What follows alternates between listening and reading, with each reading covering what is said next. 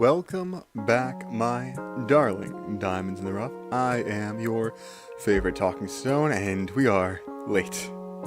We are late indeed, but that doesn't matter necessarily because we are here now. We are here now, and that's what is good. That is what is great. I have had a hectic evening, to say the least. In fact, my dinner is coming later. I will have to leave in about 10 minutes just to quickly grab it. So I will be gone for about a minute. Please forgive that. But we are here. We are here now. We are live on YouTube. I will check Twitch. So please give me one more moment as I hope that everything is just absolutely chuffed to bits, absolutely amazing, absolutely wonderful. It looks like that is the case. It does look like that is the case, and that is lovely. Lovely, lovely, lovely, lovely, lovely. Oh. Now, I need to test some stuff. I didn't test it. I feel bad for not testing it, but... Oh my, I'm sorry, I'm out of breath. I am out of breath. Bang. Can I do this? That'll help. And where is everything else? Oh, I'm sorry, everything is scuffed. Everything is scuffed and not good. Well, not good is a bit of a stretch, but we are doing our best. We are doing our best and hoping that... What the frig is happening? Oh no.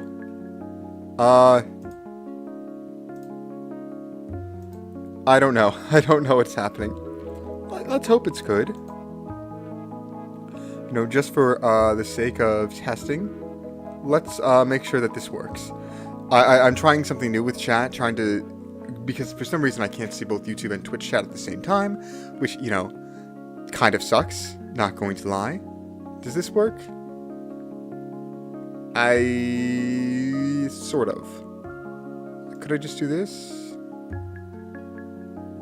Could I just do this?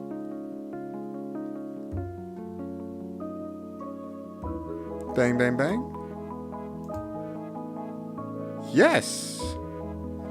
I will need to resize it, but if this works, this works. Oh my. I was not expecting that. But yes, we'll move back here. Move back here so we can have everything up. Everything that we want, everything that's near, everything that is dear. Lovely. I was saddened by the fact that I was missing out on stuff.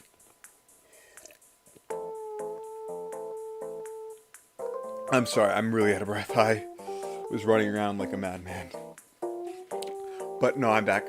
And the title of today's stream is Hotcakes and Hot Takes. Did I change that on... I did not change that on Twitch. Oh my, I'm sorry. Let me change that really quickly. That is a huge folly on my part. Give me a moment.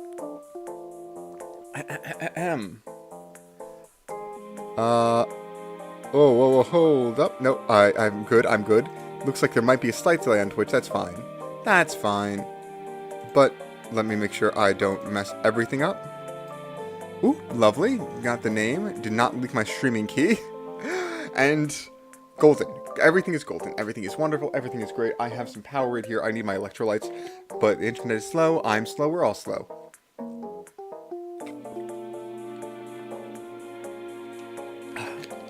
Oh, nice. It popped up, which is good. Which is very good. Very, very, very good. Oh, I am out of breath. I am out of breath. Breathe in and out. But yes, I had a bit of a longer day than usual, which unfortunately pushed stream back and then pushed stream back more due to my failures, I suppose. But everything is looking good. You know, I didn't do a mic test. Let me do a mic test. Give me one more second. I'm sorry, I should have set this up prior, but I did not have the time.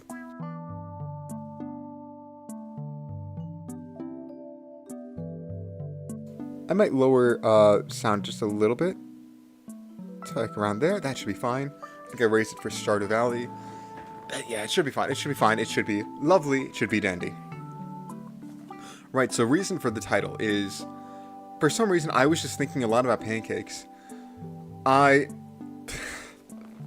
I don't know how to phrase this in a good way, so I'll skip the bad part. But basically, I was reading a lot about pancakes, how to make sure that your pancakes come out good, blah blah blah, all that jazz, and I'm hungry for pancakes. I cooked pancakes recently too. I got a different brand, like protein pancakes, because I want to pretend that I'm being healthy when I'm eating them. But oh my gosh, they were so good. They were amazing. And I definitely didn't help make them healthy. But oh my lovely loveliness. I just love the soft floof of a pancake. And I'm reading just things of how to make them better. Maybe adding vanilla maybe adding vanilla extract, which is something I usually do. I didn't do it for last time, but something I usually do. I also basically fry my pancakes in butter, which is very unhealthy, but oh my, it's just so delicious. But the pancakes I made recently, I used a bit of a lower heat, and I guess maybe it was a different brand. Maybe it was something, but they were just so soft, and I love them. I just love pancakes. They're easily my favorite breakfast food. But that's not a hot take. That is not a hot take. Pancakes are amazing. We all know that. And I can't think of many hot takes off the top of my head right now. So I was actually planning on looking some up, but I did not queue any up. So I apologize for being a bad host. I do apologize. So I'm going to very quickly, very suavely look up some maybe rather foolish hot takes. Let me look up hot takes and see if I agree with them. And I guess we're going to review them as we practice our Japanese. And I think we'll get started in our Japanese in about 4, 5, 6 minutes. So let me queue up. Ask Reddit, what are some of your best hot takes? Now, thank you for the content, but I do have to say, some places where it's a communal forum, the quote-unquote hot takes are actually just popular takes. I know there's this big unpopular opinions is actually full of popular opinions, and it's very rare to find an actual unpopular opinion, because unpopular opinions get downvoted, like, no, you're wrong, even though that's supposed to be the place. And I'm reading the first comment and saying, oh, the give me hot takes, now that's going to be mild. Let's see. First one is, everyone should get a free, I'm going to say Xanax when they go to the dentist. Now, I am someone who has had their wisdom teeth removed. I don't know what they gave me. I don't know if it helped, but I know it would help someone. So I do believe that for certain surgery, well, that wasn't a dentist. That was more of a dental surgeon. I think those are slightly different. A dentist itself, that's different. I'm someone who can handle a bit of pain. Actually, I didn't tell this story. I don't think I had. When I was getting my wisdom teeth pulled, I was supposed to skip classes for the day. But I had a test that day, and I was going through the arrangements to see if I could just push it back. Well, time comes, I get my wisdom teeth removed, all 4 of them, I believe, and I sleep, and then I wake up. It's 9 a.m. now, and my test is in 20 minutes, and it's like, yeah, I can do this. Me in my essentially drug-induced state of dental hygiene, and man, what is it? The gas they use, is it laughing gas? A nitrous oxide they use. I remember specifically saying to the anesthesiologist or wherever was applying, was like, yeah, I'm not feeling anything at all. And then not even 5 seconds later, I feel it. It just comes over me like an instant. And then I get knocked out. So the surgery goes well, but I'm still a bit loopy on the on whatever they gave me. And I even picked out my prescriptions and whatnot. But I wake up not like an hour later. I had my surgery early, and it's like 9 a.m. and my test is in 20 minutes. And in my very not good state, I'm just like, screw it, we ball. So I take the test. I take the test, and I know every so often I have to get up and leave to change out my gauze in my mouth because I'm just bleeding so much. So I keep doing that. And the craziest part was, it went really well. The test went really well. I think that I got a really good grade on that one. I don't know, like 90 something, maybe even 100. That was a really great test for me, but it was just so humorous. But that is, I guess that's technically a dental surgeon rather than whatever. Man, I really should not have taken the test, but I just didn't want to. Oh, timer's done, which means I'm gonna have to leave after I make the statement. I really shouldn't have taken that test. Like, I really shouldn't have. But I honestly didn't want to reschedule it. I just didn't want to reschedule. I was good enough to take it then, and I just didn't want to take some time out of my day to take a test for uni. So I just didn't want to reschedule it. And that's the only reason. That and the maybe poor decision making from being under the influence of anesthesia. Being under the influence of anesthesia. But it paid off. But I will be back in a moment or so. So please enjoy the lovely little BGM. And let me make sure if this is actually good volume.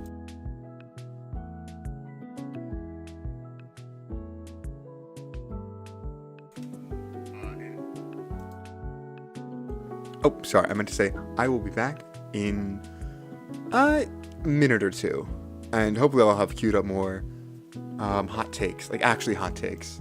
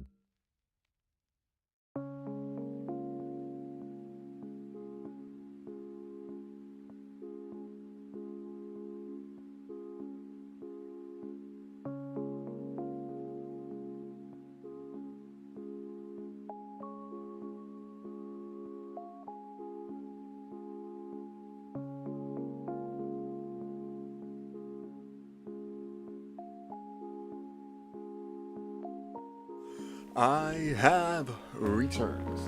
And is my sound on? Oh, it is. Is this what it normally sounds like? I think so. Lovely. Oh, lovely. I have a nice little slice of pizza that I will devour. And it'll be lovely. Lovely, lovely, lovely. Oh boy. Oh boy, indeed. Now, let's maybe move on to Kana and read some hot takes. Blah, blah, blah. Let's see, bicyclists do not belong on roadways. I think it depends. I know on... Oh, whoa, hold up, that's the wrong page. Hopefully there's nothing important there. Doesn't look like it, which is good. You could just see my terrible bit rate.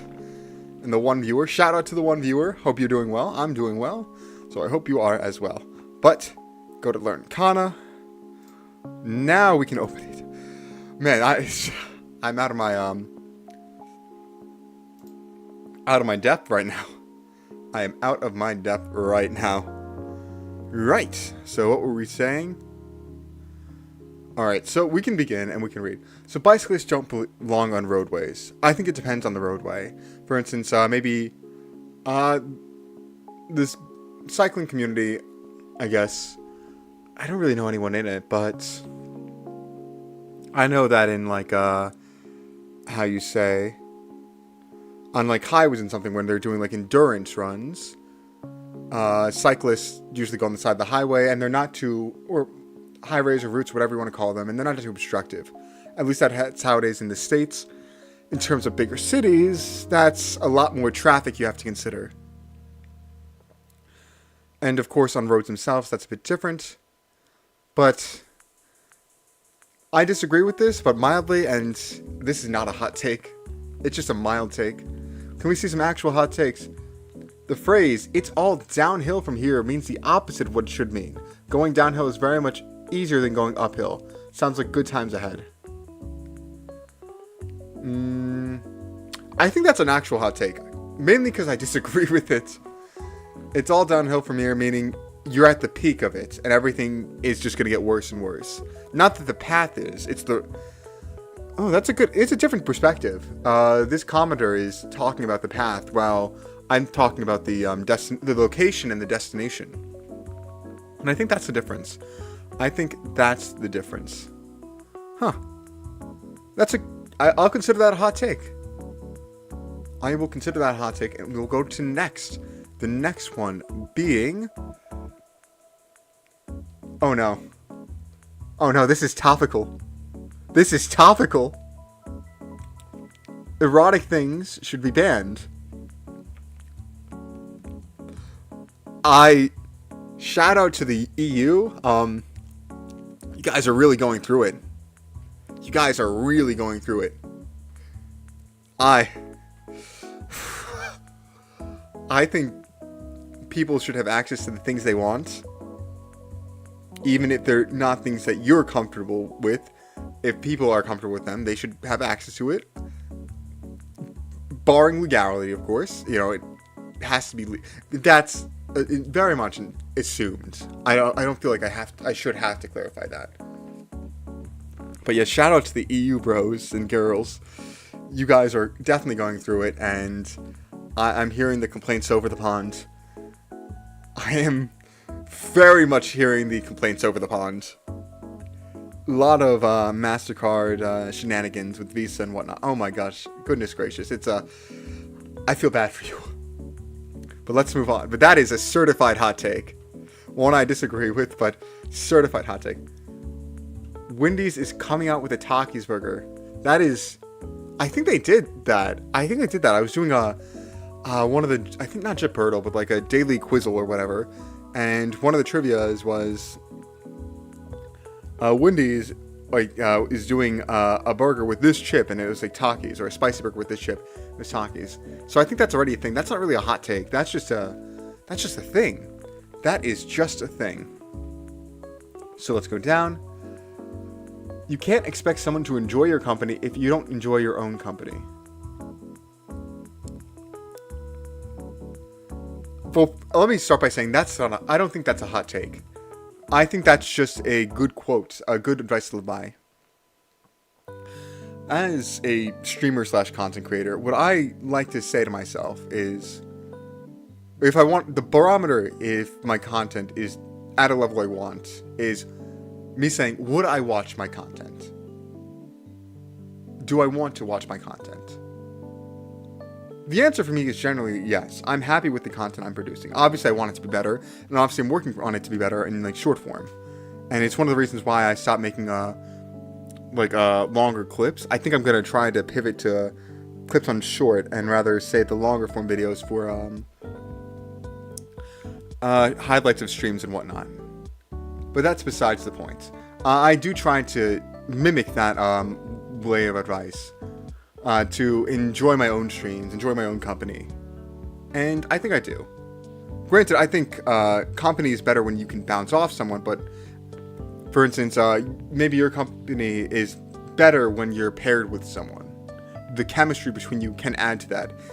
But as a rule of general thumb, I think this is not a hot take, but this is a good word of advice, that you can't expect someone to enjoy company if you don't enjoy your own company.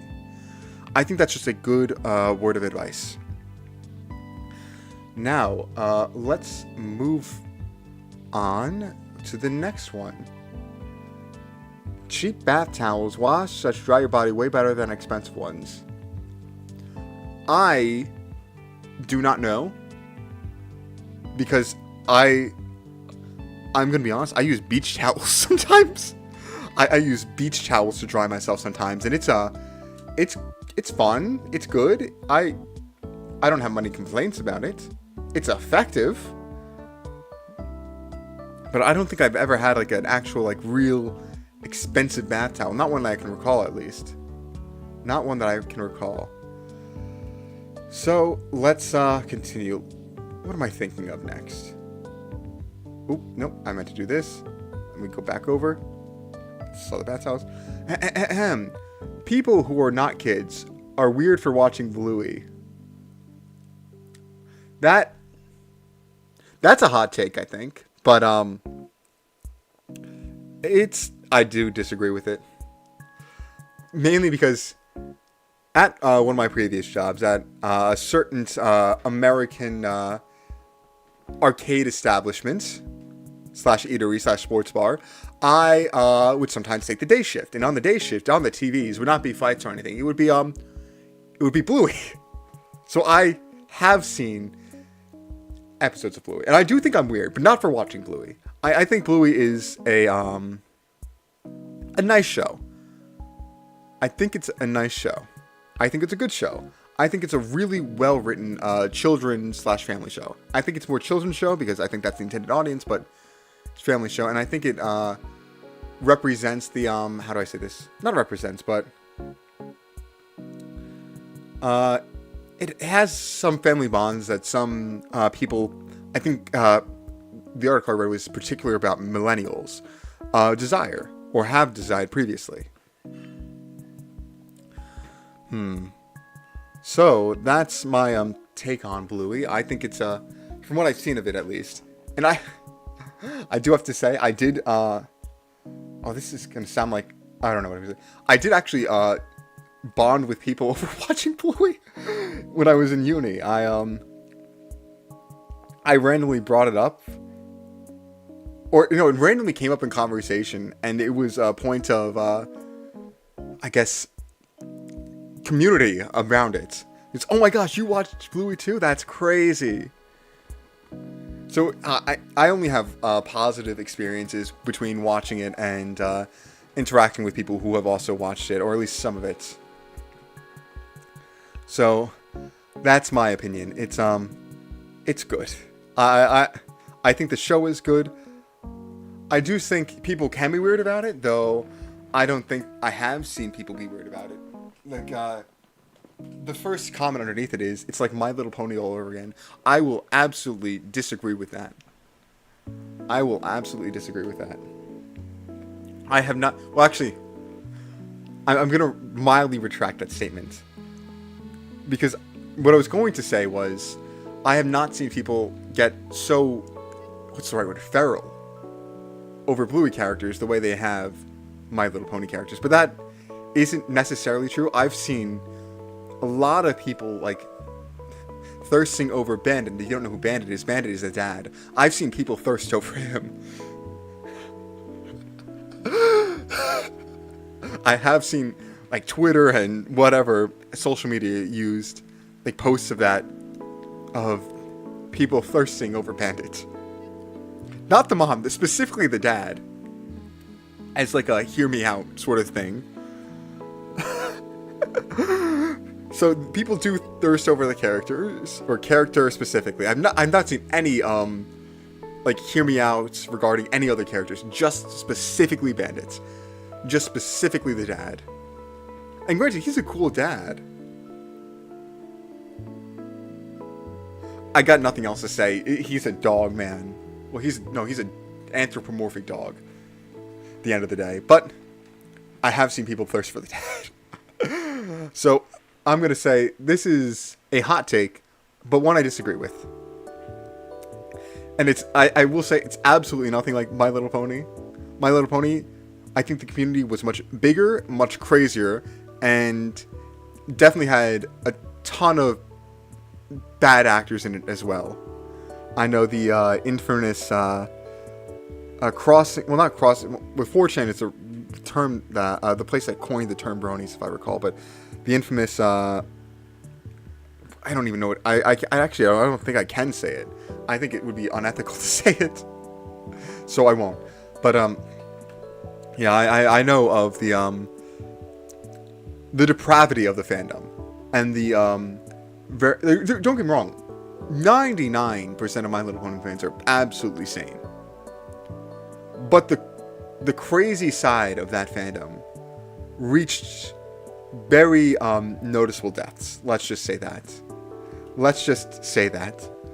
I have not yet seen anyone put a Bandit figure in a jar, so let's hope it stays that way. Next hot take: pizza is overrated. I absolutely disagree with that. I abhor that statement. That is the hottest of takes. That is an incredibly hot take. I have seen people say they don't like pizza and that pizza is overrated, but that is a hot take. That is a hot take. And one I vehemently disagree with. One I incredibly just say, hey, you're wrong, but I understand where... do I understand? I'm not sure if I understand, but... yeah, no, I definitely don't. I love pizza. I'm someone who has... I have relatives in the city, in New York City, and I sometimes go visit them, and I sometimes get pizza, and I'm always blown away. I love New York City pizza. It's amazing. Not saying other places don't cook good pizza. I have a good brick oven place near me. I went to a good, what is it? Sicilian? Is it just not Sicilian style? Is it Roman style? I forget the exact style, but it's like a specific Italian style where they heat the oven. They have special ovens that heat up to like 900 degrees to cook it, and it's delicious. Pizza is such a diverse food. You have in America alone, you have the New York slice, you have the Chicago slice, you have the Detroit slice, you have a lot of different branches of pizza, and sometimes they suck. I won't say where, but I've definitely had terrible pizza before. But the pizza is just to die for. It is just to die for. I mean, granted, if it was people were raving about Domino's, I would totally understand, or like Pizza Hut or something like that, a chain pizza. But there's so much more to like. There's so much flavor in pizza, and there's so much diversity in what you can get. I just love it. I just love it. So I, again, disagree with that, but I do think that's a hot take, and I respect the hot take. Let's see, not super hot, but it should be mandatory for everyone to work at least 1 year in customer service position. Should limit the amount of rude people to service and such. Now, I don't think this is necessarily a hot take. However, I do disagree with it for two reasons, and it's not even I disagree with it. I do think it's wrong for... I think it's wrong for a specific reason, but I disagree with it as well. So, I am someone... I mentioned I worked at like in arcades, a sports bar slash whatever. It was good, but I did not have to deal with customer service. I specifically went into like to fix the games, to fix the arcade machines. So I rarely had to interact with people. And a lot of times my interactions with people were good, but I wanted to keep that at a minimum. And that's not even customer service. That's just because people are actually happy going into arcade usually. They rarely are upset. In fact, this is a bit, you know, I'm going to say it. I did see a couple get a little bit too touchy-feely for a arcade area. I think they were getting a little too touchy-feely. So I definitely turned my head away as quickly as possible. But people are happy there, is what I'm trying to say. You see happy people there. They're not going to get upset with you, usually. And I specifically limited my interaction by being like a game tech, I think that was what they were called, rather than literally any other position. Because I don't like people. I don't like interacting with people. People terrify me. Like, one of the reasons why I didn't even apply for server jobs and whatever is because I am just afraid of people. I don't like people necessarily. And it's not that I don't like people. I am terrified of social interaction sometimes. I am absolutely afraid of it. Sometimes. I've definitely gotten better with social anxiety, but that's a different story. But the point is, my fears, I would not wish onto people. And then the second point I disagree with is, should limit the amount of rude people.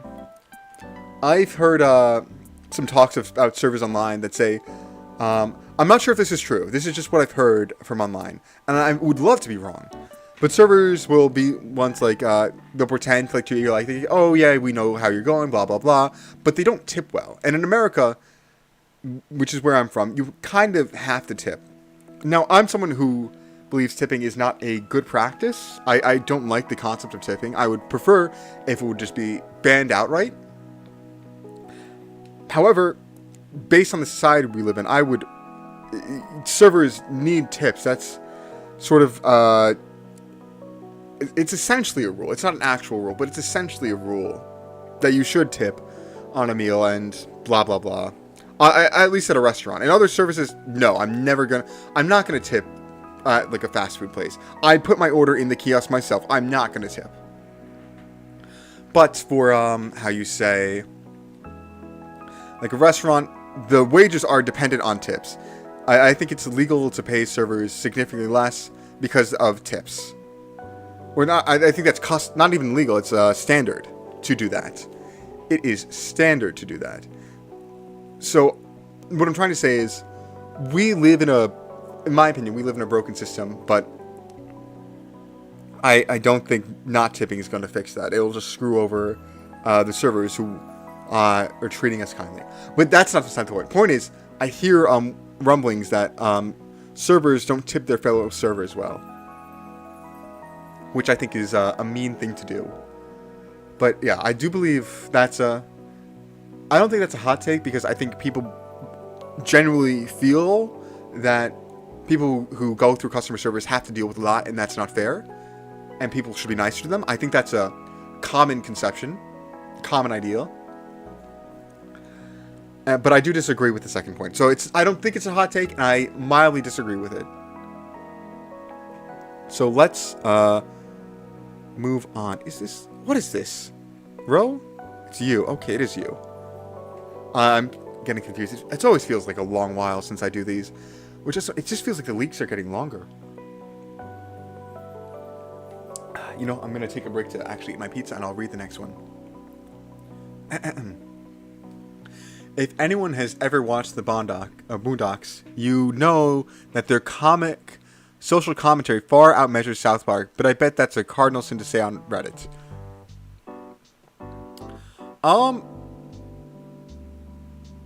I feel like this is like a lukewarm take. It's like I think. Well, I will say this. I have been watching a lot of South Park recently. Like, for the first time in forever, I've been watching South Park. And I'm enjoying it. I think it's fun. But that's besides the point. The point is, I've also watched some Boondocks. And I'm not sure if I'm pronouncing it correctly. But you know that social comic social commentary far outmeasures South Park. I think they're different in social commentary. I'm not too well versed in social commentary, so forgive me, but I think South Park is very not reactionary is the word I'm going to use, and I'm going to explain it. South Park, because of how its style is made, and because of how in tune the creators are with current events, I feel it can very easily react to what's going on. They were able to do COVID. They were able to respond to Jimmy Kimmel getting axed. They're able to do stuff really within an instant because their animation style is something that can be. It's not something that's crazy to do. I think it's a lot of what if they start up with like paper cutouts and moving them around. It's not something that's. And my knowledge of animation isn't intense, but that's an easier form of animation than the Boondocks. So I think South Park social commentary or comedic social commentary is a bit more reactional, a bit more up to date. Whereas the Boondocks, I believe, is dealing with more deep-rooted like cultural norms. Again, from my limited experience, but yeah, I forget exactly, but you see a lot of different characters play into. I guess not a lot of tropes. And all of them are flawed, but all of them are good characters. And it's something that's not reactionary, but it's builds off this social commentary of deep-rooted things, I'd say. It's like this is a reference to this obscure... Not that, but... what is it? In that sense, I think it's more fleshed out. Boondocks, the characters are more concrete. They have more of a story. And their social commentary is more of a structure going through the show than XYZ that South Park does. And I think there's merit to both of them. And I think both of them do it pretty well. I'm not sure if this is a hot take. And I do mildly disagree with it, because I don't think one far outseeds the other. I think they both are good at what they do, and I think that what they do is marginally different. If you prefer one, that's great. They're both great shows. I do have to say. Well, from what I've seen of South Park, I still need to catch up, but I've seen a couple of seasons. But yeah, they're both good. So, yeah. So again, I disagree with this hot take, and I don't necessarily consider it too hot of a take, but yeah. We'll continue. The infield fly rule is dumb and should be revoked. Now, for those of you who don't know, the infield fly rule is in base. Well, I'm assuming it's talking about the one in baseball. Fun fact: I was a umpire for baseball for like 3 games. But that's beside the point. The infield fly rule is a rule that if there is a pop-up, or if the batter hits the ball and goes really high, and it's going to land infield, like basically on the dirt or inside. If that makes sense. Like, not... In baseball, there's the infield and the outfield. Outfield is that big patch of grass far back. It's where you have your center fielder, your center fielder, right fielder, and left fielder. Infield is where basically everyone else is. Infield is where the bases are. Outfield is beyond that, where usually longer hit balls will go. Infield fly rule, I'm not sure if this is a major league rule, but it's definitely Little League, says that if a batter like hits a pop fly, hits a ball that goes up really high but doesn't go very far, it just pops up high and it'll drop down low. The infield fly rule is that if that ball like lands in the infield, it will be considered caught regardless of whether the player actually catches it or not.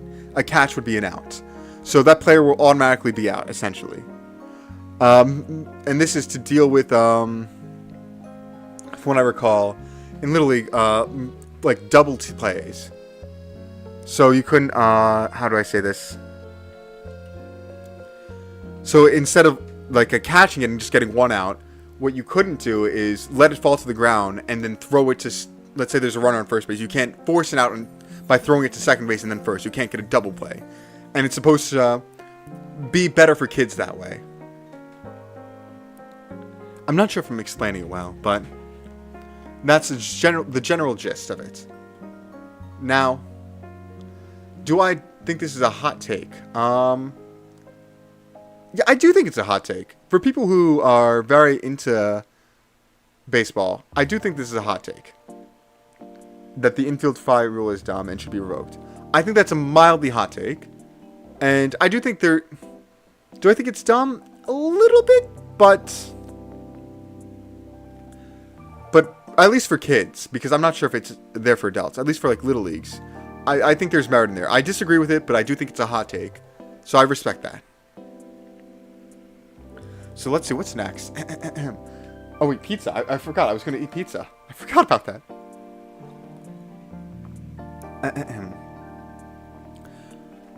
These people living in undisturbed tribes are really the ones living the dream. I think there is merit in secluding yourself from the world, but I think that should be not that should be a lifestyle choice, but it's only like a big like living the dream for certain people. Not everyone wants to. Some people want to live in a society or whatnot. So I do disagree with it. Is that a hot take? Yeah, I'll say that's a mildly hot take. Yeah. Yeah, that's a mildly hot take. Or is it a hot take or is that a cold take? I don't know. But yeah, I will disagree with it. I will say it's a... Well, this is really... I'm not going to... I will say that. I don't think it's a hot take. I think this is someone like saying we live in a society, essentially. So I don't necessarily agree with it. And I do believe if you want to, if you feel that's the dream, then you should go for it. But it would be the dream for a certain group of people. Next one. All cats are girls. Now, first of all, this is obviously false, but I'm going to try to read into this.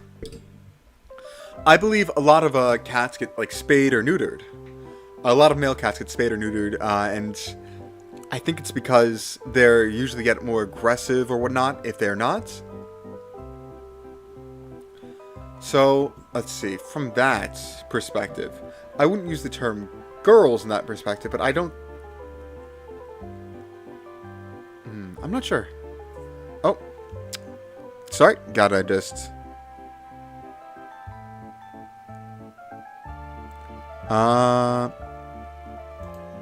Just gotta ban someone. Sorry, I don't bot viewers. Not interested in that. Thank you for stopping by, though, but not into that. So, thank you for stopping by, but yeah, I'm not into buying viewers. And let's continue. All cats are girls, though. I think it depends on what you're trying to convey by girl.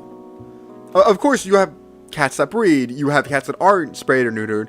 Not just wild cats, but maybe for breeding purposes. Like, you'll have a male cat. And that obviously isn't male. But all house cats? Like conventional house cats?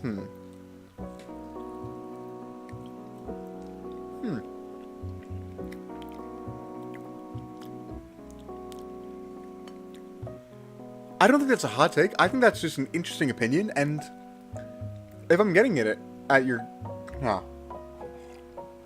If I'm understanding what you're getting at, where it's like... Essentially the behavioral differences between spayed male cats that are... The male cats in homes versus female cats are essentially the same. I agree with that. I think spayed male cats and female cats have very similar behavioral... whatchamacallit. Actually, I don't own a cat. I don't really have much perspective. And I'm not sure if female cats have certain things related to their mating seasons, like a heat or something. I'm not sure.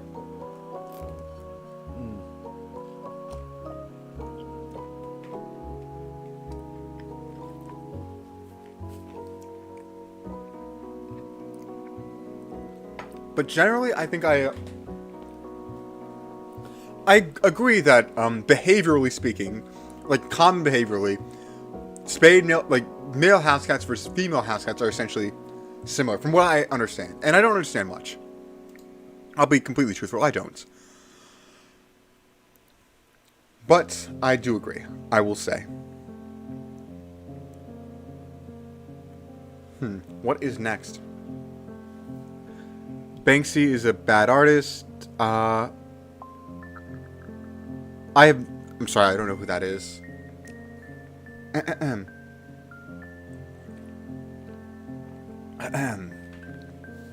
Senior citizens should be required to take a driving test every 2 years after 75. And then it's a personal anecdote about a car accident. Huh. Let's see. Do I agree with that? Well, first of all, sorry for your mother. It's a shame that she was in a car accident, but senior citizens should be required to take a driving test every 2 years after 75.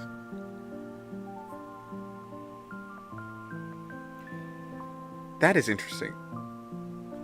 I will say my my grandmother doesn't really doesn't drive. I don't think she ever had a license, and my grandparents didn't drive much either. I think they did, like, when they were alive. The other ones, I think they had their license, but I'm not sure.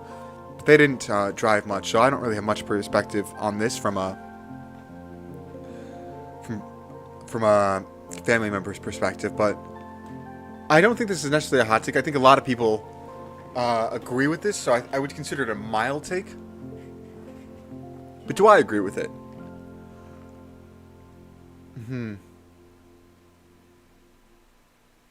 I'm not sure. My instinct is just saying yes, but I think it's harder for senior citizens to make plans for driving tests. I think it's harder for them to get out of the house, and I feel like that's a pretty big sort of inconvenience for them that I don't think is necessarily fair, especially considering driving tests, you just do it once and you're done for life, essentially. Like, when you're 40, you don't need to do anything. You don't really need any upkeep for it. I think it depends. Not it depends. It's just a statement. I think if you're medically unwell, you shouldn't necessarily be allowed to drive. Like, if you can't see... But how do you measure that?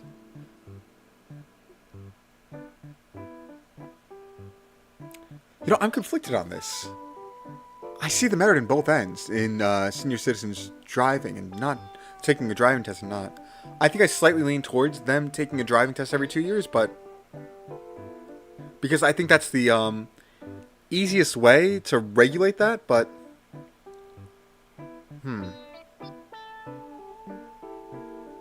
And also, I'm an American. I'm doing this from an American perspective. A lot of times, a senior citizen can't just walk to the grocery store and get something. A lot of times, they can't just walk somewhere. They need to rely on family members and whatnot. But sometimes they don't have that luxury. So how do they get goods or whatever? But if they can't drive, they can't drive. You know, I lean slightly yes. I don't think it's the best solution, but it is the best one that I can think of. It's the most fair and reasonable one that I can think of. Huh. That was more conflicting than I thought it'd be. So let's move on.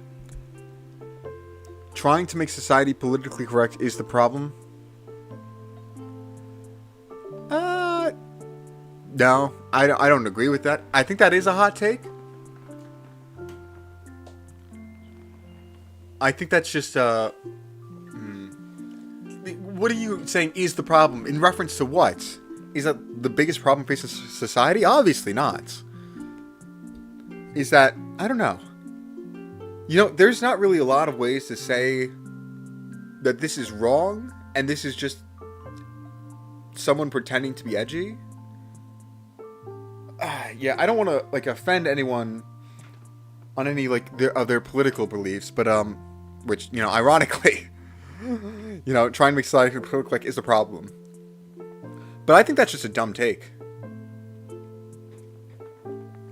Well, not dumb take. I think that's just a wrong take. Like, that's not the problem. There are a lot of problems that very much supersede making society politically correct. There are so many other problems that, like, what is it? Is there something I believe in, like, politically wise, that I would be comfortable saying? Nope. Nope, not really. Well, it's not even politically, like, it's just, like, not, I don't know. But I just disagree with it. I think that's just an edgy take. I don't think it's a hot take. I think a lot of people agree with that, but a lot of people who agree with that are what I would consider edgy. Well, I don't want to insult anyone. Let's continue. Let us continue. I need to eat my pizza before it's getting cold, because it is getting cold. It's good, though.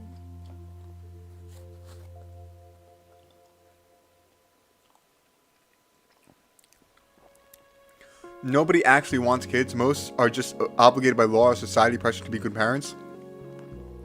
First of all, I don't think that's a hot take, because I don't think you can speak for other people.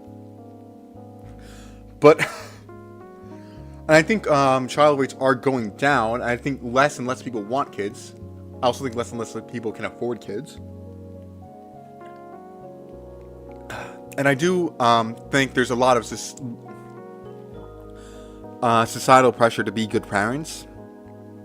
I think being a parent today is much more involved than being a parent, let's say, in the 90s or 80s. You have to basically monitor your kids at all times, be their teacher, be their blah, blah, blah, and do a lot for them. And it's hard for a parent.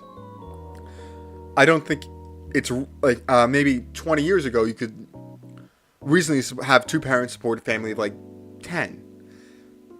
I don't think in today's day and age that you can reasonably have a family of 10 and like monitor them and be good parents to all of them. I don't think that's possible in today's day and age. But 20, 30 years ago, I think that was very much possible. Okay, maybe 30, 40 years ago. That was very much possible. To be a good parent while having like 10 kids. But in today's day and age, I think the attention needed for children is just too much. But that's all I'll say about that take being good or whatever. I just disagree with that. Mainly because... Well, let me start off with my Kamiyoshi, Nimi Nightmare, who said she wanted to stream until she was even when she was a granny tapir, and oh my gosh, I'm gonna be honest. After reading that tweet, I've talked about my emotions at the tweet, but I think I kind of want to get married one day. I think I kind of want a little litter of pebbles. Maybe one day. Like, reading that tweet has just mildly opened my eyes to the world of dating and whatnot. I still haven't taken that step in, but oh my. So that's at least 2 people who want kids. 3 if we're assuming Nimi's husband also wants kids. I'm sorry, I'm blushing. I'm a bit embarrassed. So, based on my personal experience and personal experience of my Kamiyoshi, I think I just have to disagree with that. I'm not sure if that's a hot take, because I just think it's wrong. Saying nobody wants kids, I think that's an overreaction. If you were to say less people want kids, I don't think that's a hot take, because I think that's just a fact that less and less people want kids in today's day and age, but that's besides the point. Birth rates are going down in a lot of places. But I personally think one day I would like children. And Nimi Nightmare, Granny Tapir, oh my. I'm gushing. I am gushing. Right. So again, disagree with that take. And I don't think it's a hot take. I think that's just incorrect.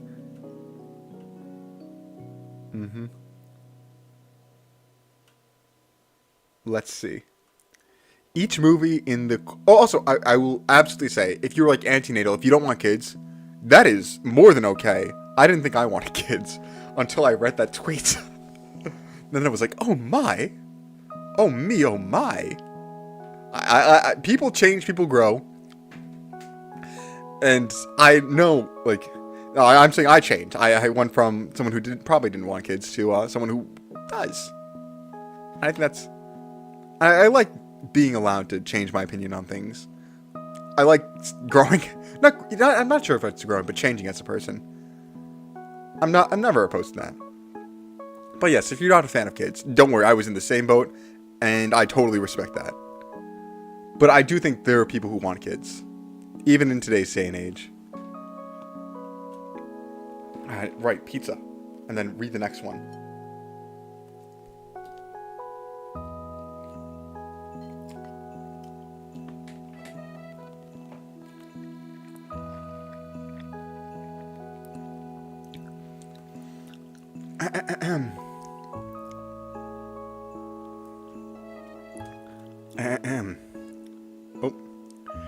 Oh. Each movie in the Cornetto trilogy is better than the one that preceded it. No idea what the Cornetto trilogy is. I apologize. Maybe I should just skip the ones I don't know.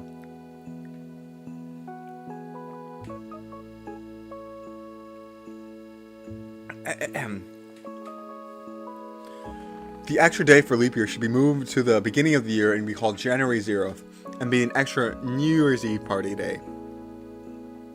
Okay, first of all, that's a great idea. Second of all, I do think that's I'm not sure if I would call that a hot take, but that is definitely an innovative opinion. And the only reason that I don't think that would be a good idea is because of literally everything is built around the leap year day being the 29th of February every 4 years. But that is a great opinion. And also, I do want an extra day off on that New Year's Eve schedule. If we can make that a holiday every 4 years and people get off, oh my, that would be amazing. So I'm totally for that idea. If we can make it work, I would love to see it work. And I'll consider it, I'll consider it a hot take because I've never heard that before. But I totally want that to work. I'm not sure if I'm for it, but I totally want that to work. Second one, U.S. should flip Memorial Day and Veterans Day. We should start the summer with a holiday to celebrate living vets and end it with the one for Oh. Huh. That is interesting. I believe there's a reason. I don't remember Veterans Day off the top of my head. Is Veterans Day the 11th of November or something like that? I believe just the history of the holidays is the reason I disagree with that. That is a hot take. History of the holidays, I disagree. Because I believe one of those days, I believe it was Veterans Day. Was that after the First World War? You know, I'm going to look it up. History of Veterans Day. History of Veterans Day. Give me one more second to type it in. History of Veterans Day. To commemorate the end of World War One. Yeah. Okay, so I was right. Well, it was to commemorate the end of World War One. And for that, just because of the history, I think that's important. But I totally respect that. It's definitely a hot take, one I disagree with, just because of the history of like Veterans Day in particular. Because that was to honor the soldiers after World War One. Hot take was so hot it got removed. That's Reddit for you.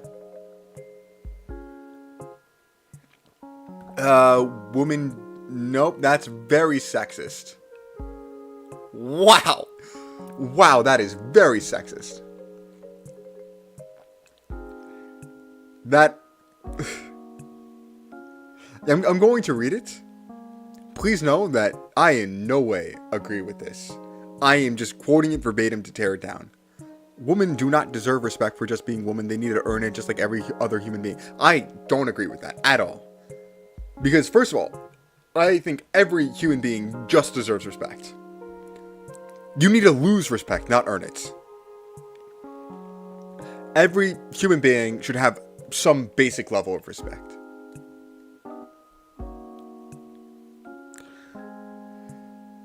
Okay, that's out of the way. Second of all, this is just written by probably someone very misogynistic. Okay, it is just written by someone misogynistic, and I hope they change and grow as a person.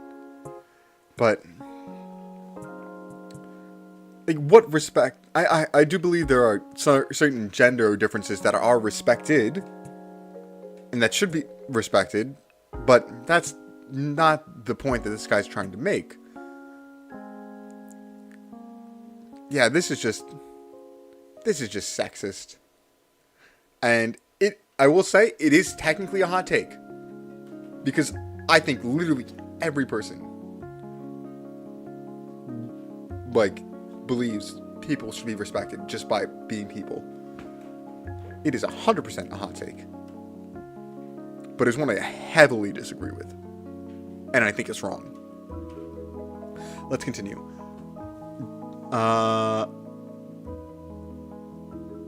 I'm not sure. That might be... I don't know what that is, so we'll move on. Goldfish crackers would taste exactly like Cheez-Its if they were in fish shit. Oh my.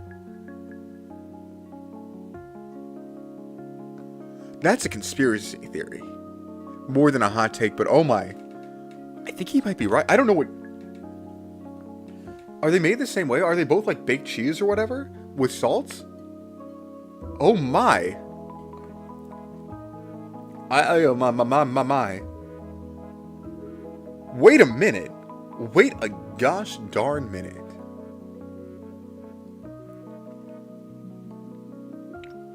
This guy... Watch out for this guy. Big Cheesehead might come after him. Oh my. Oh my, oh my.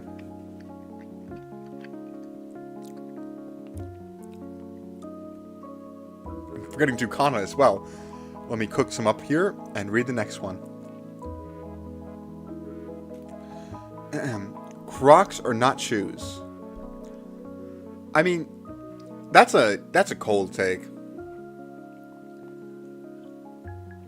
90% of people consider Crocs to be like sandals or flip-flops. They're footwear, and if you're generalizing shoes as footwear, yeah, Crocs are shoes. But I don't think Crocs are really classified as shoes. I think this is just a cold take, because I think everyone comes to the decision that Crocs are not shoes, Crocs are Crocs. I think that's a common thing.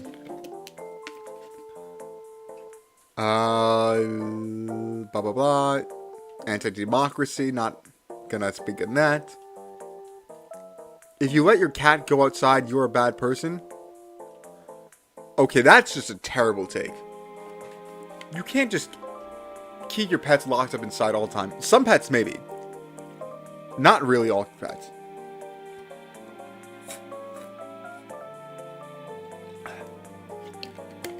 Let your cats go out and breathe. Let your cats be alive.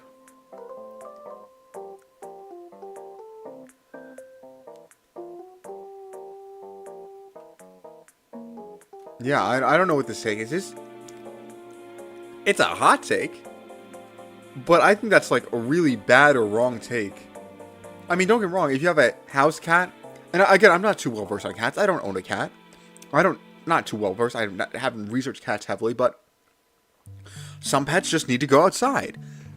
Maybe pet cats, maybe not. In fact, there are certain pets where if you don't take them outside, you are a bad person. Like, if you don't let your dog go outside, I think you are a bad person. Granted, I think it depends on the dog, but I think all dogs are, how you say, all dogs are outdoor pets, I believe. All dogs deserve to go outside. So yeah, I disagree with that. I think that's that's an opinion. So it's definitely a hot take, but it's one I disagree with. Deleted? Oh my. Politics. Blah blah blah.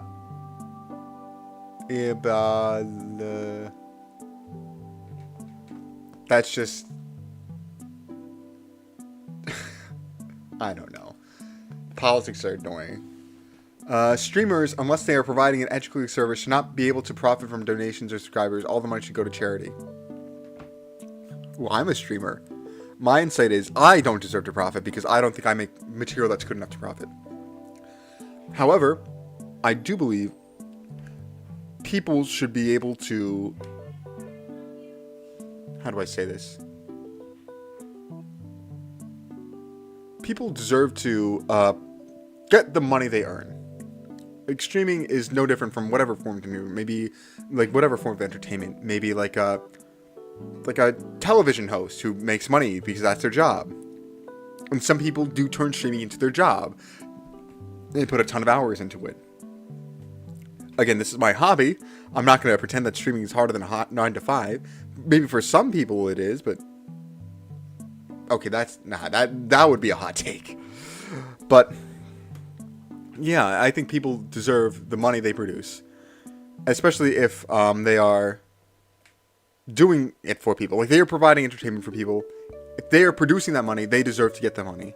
That money would, and also granted, shout out to the Iron Mouse Tiltify charity after the show just showed over $500,000 towards charity, and then more money from their employees. Shout out to Iron Mouse for setting that up and raising over $1 million for the IDF, Immune Deficiency Foundation. That is amazing. You don't see TV hosts doing that. You don't see TV hosts doing that? Oh, man. Yes, but they're no different than whatever other entertainers. They're just their own business, essentially. They're essentially just a private they're their own business. They're not working for, like, let's say, BBC. They don't work for... Well, some of them do. Shout out to Giguk. I worked at the BBC. Giguk, you know. That's one of his famous quotes. I used to work at the BBC. And he streams now, which is great. Oh man, that's great. But what was I going with this? Streamers are just like TV corporations. They get their on a smaller scale and usually self-manage. So I do think they deserve the money they produce. So I disagree with this. And this is a hot take.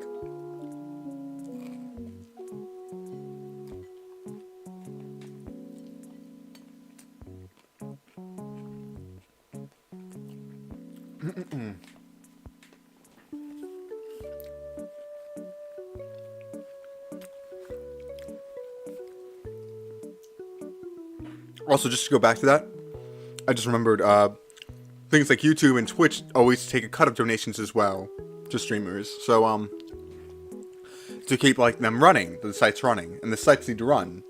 So if you cut that off, you will not have any more streamers or YouTubers or whatever.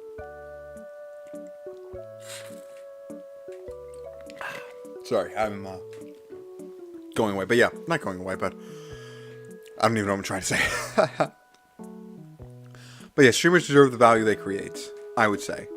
They're getting paid money, they should get it, and then YouTube takes their cut, YouTube and Twitch take their cuts to make their sites run, blah, blah, blah. It's a system, and it works. Do some streamers get way more money than they deserve to get? Yeah, 100%. But this isn't about them. This is just a general case. The Addams without the Munsters? Actually, I don't know. I have not seen the Addams or Munsters, so I don't know. Star Wars trilogy, I don't know. Oh. Okay, so this person grew up in the Star Wars trilogy, and these are their top 3 films. The Last Jedi, Rise of Skywalker, and Rogue One. Now, I'm going to be honest, I've not seen the original 6. I've only seen the most recent 3. And let me just tell you, there is no way those recent 3 were better than the originals. There is no way that those 3 were better than the originals, specifically Rogue One. I was not a big fan of Rogue One, except for the Darth Vader scene. The Darth Vader scene was amazing. Everything about that movie, everything else about the movie was kind of mediocre. Kind of forgettable. But that Darth Vader scene was insane. Anyway, that is a hot take. And I disagree with it. The Justice League movie was better than the Avengers Endgame. Oh, no. Well, sorry. It's a matter of opinion, in which case it is a hot take. But I was not a fan of that Justice League. I was not a fan of that iteration of Batman, Superman, and whatnot. Superhero movies are dying right now, but I disagree with that heavily. I think the general consensus disagrees with that heavily. And like heavily. Because I really enjoyed Avengers Endgame. I feel a lot of people really enjoyed Avengers Endgame. I think significantly less people liked Justice League. But that's just a nerd take. That's just a nerd superhero conversion, blah, blah, blah. Yeah, it is May. Okay, lovely. Well, but that is a certified hot take, and I disagree with it. Bedroom eyes really piss me off. They just do. I don't know why, but they annoy me.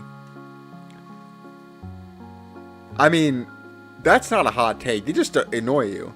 If you think they're bad or annoying, I don't know. There's not really any substance. They just irk you. And that's fine if they are cute, but that's not really a hot take. And I'm not going to say you don't get annoyed by bedroom eyes. You might. I don't know who you are. So I'm not going to say I agree or disagree with it. I haven't gotten bedroom eyes, so I don't know. But so I don't have my own perspective on it. But yeah, if you don't like it, you don't like it.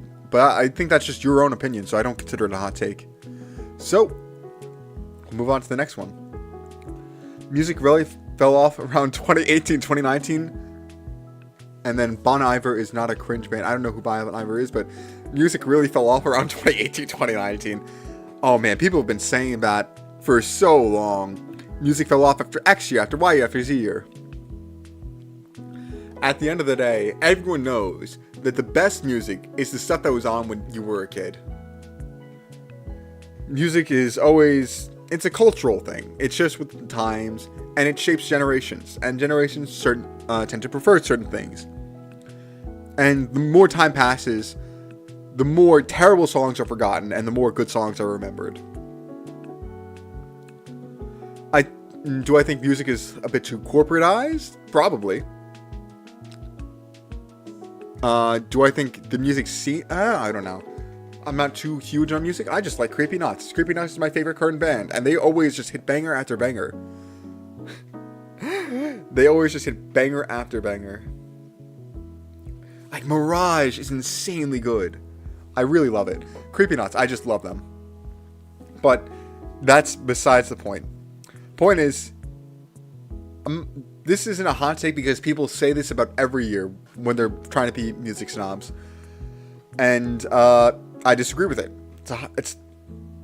It's not a hot take because people repeat the same opinion with different years or different eras of music, and I disagree with it. So yeah.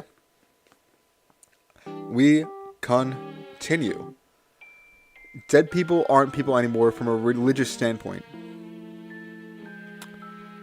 Okay, that's wrong. It depends on the religion.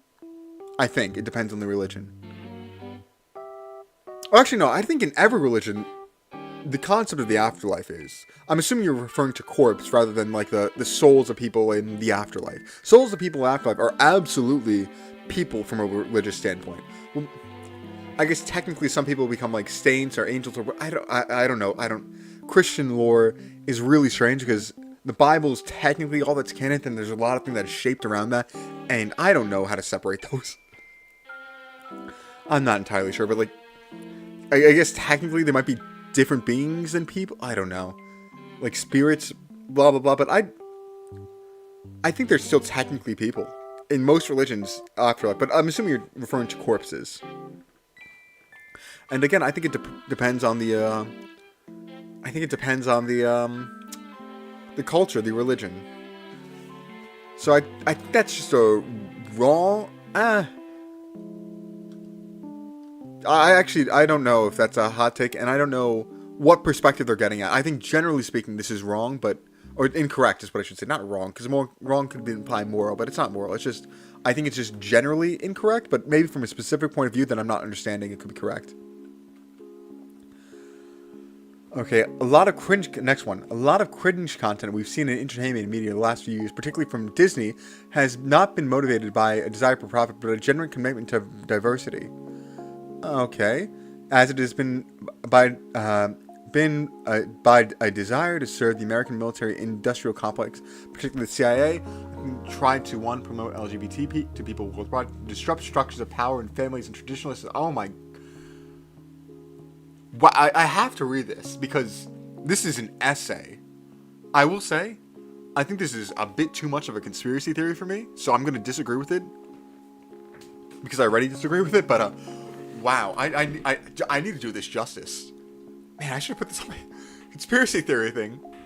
Well, let's hope we don't say anything terrible. But my hot take is that a lot of the cringe content we've seen in entertainment media in the last few years, particularly from Disney, has not been as motivated by a desire for profit or a genuine commitment to diversity as it has been by a desire to serve the American military-industrial complex, particularly the CIA. I think they tried to, 1. Promote LGBT to people worldwide to disrupt structures of power and families in traditional societies, both by rendering those societies easier for the United States to conquer and providing the U.S. with a greater number of people from those cultures willing to act as informants and collaborators against their own people. 2. Made anti-male, gender war, and race swap content to make... Okay, I'm not reading that. U.S. military-industrial complex.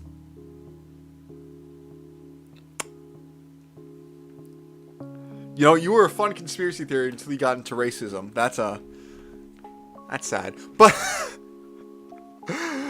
oh my. That's a hot take. That's more of a conspiracy theory than a hot take. And we'll specify theory. Because oh my.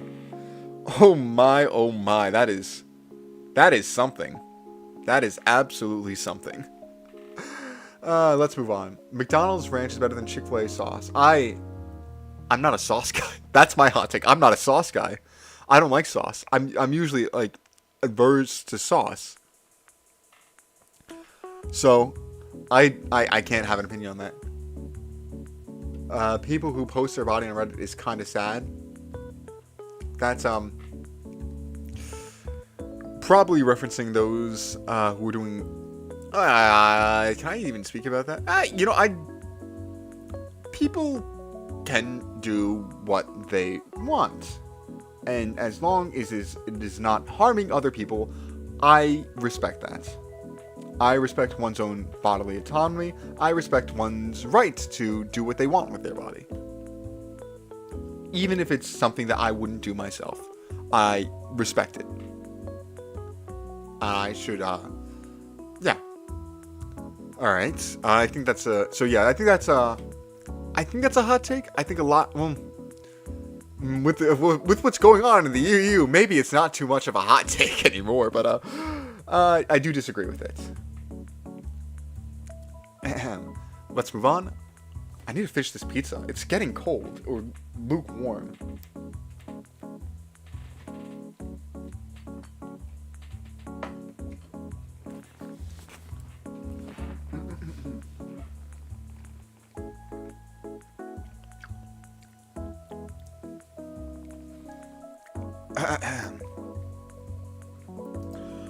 Right.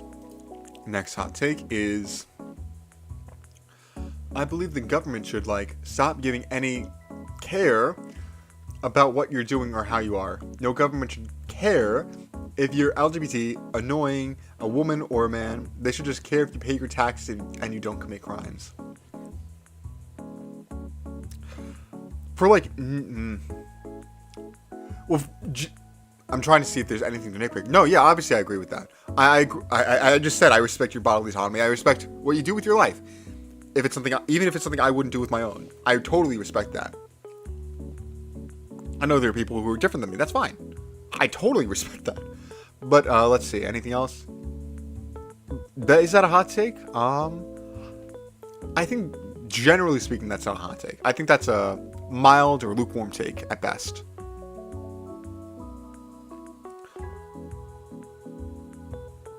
Yeah, I don't know. Yeah, that's not a hot take, but I do agree with it.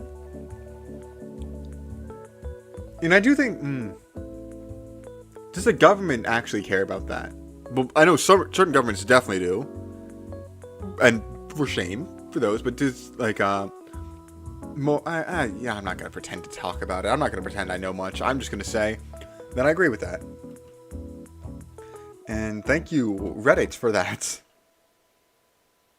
We read through all 104-ish comments. Or something like that. Oh, and now I think we have one more. Or not one more. Let's see what this website does. 36 interesting hot takes to debate with your team. Oh, are you guys my team? I hope so. Animal hot takes. Sloths aren't as cute in real life. I have never met a sloth in real life. You know what? I'm gonna pull up a picture of a sloth and then we can debate. Sloth. S-L-O-T-H. And let's see if we get like an actual sloth. Ooh. Thank you, African Safari Wildlife Park. Well, let me show you. Let me show you the sloth. Yeah, it's a bit like not very zoomed in. So let's change that. Can we go to images? We can. Yeah, but I the first one is cute. The other one aren't necessarily super cute, but oh no, that's a cute guy. I think it depends on the angle you look at them from, but yeah, all these pictures are cute. Or generally cute, yeah. Yeah, all those pictures were cute. I like, maybe I'm crazy for that, but all those pictures were cute. So I disagree with that. I do not think all sloths are. Well, I think that's a hot take, and I disagree with it. Yeah. Yeah. Yeah. Alright, what's the next one? Cats make better companions than dogs. That's not a hot take. That's like a very big controversial point. Personally, I'm team cat. I'm more of a cat person than a dog person. That's just my personal preference. Again, if you're a dog person, totally respect that. Dogs just aren't for me. Dogs are not, well, I'm just more of I like cats more. And when my cousin, they have a adorable little cat. Love the little girl. She's amazing. Very cute. Very fun. But yeah, I'm a cat person. I do like cats more. Right. Oh my goodness gracious. I'm sorry. I'm getting distracted by the actual content of the lesson of learning. I forget what this is. Is it goo? It should be goo. It is goo. Yeah, it is goo. Sorry. Let me continue. Small animals are great pets for small children.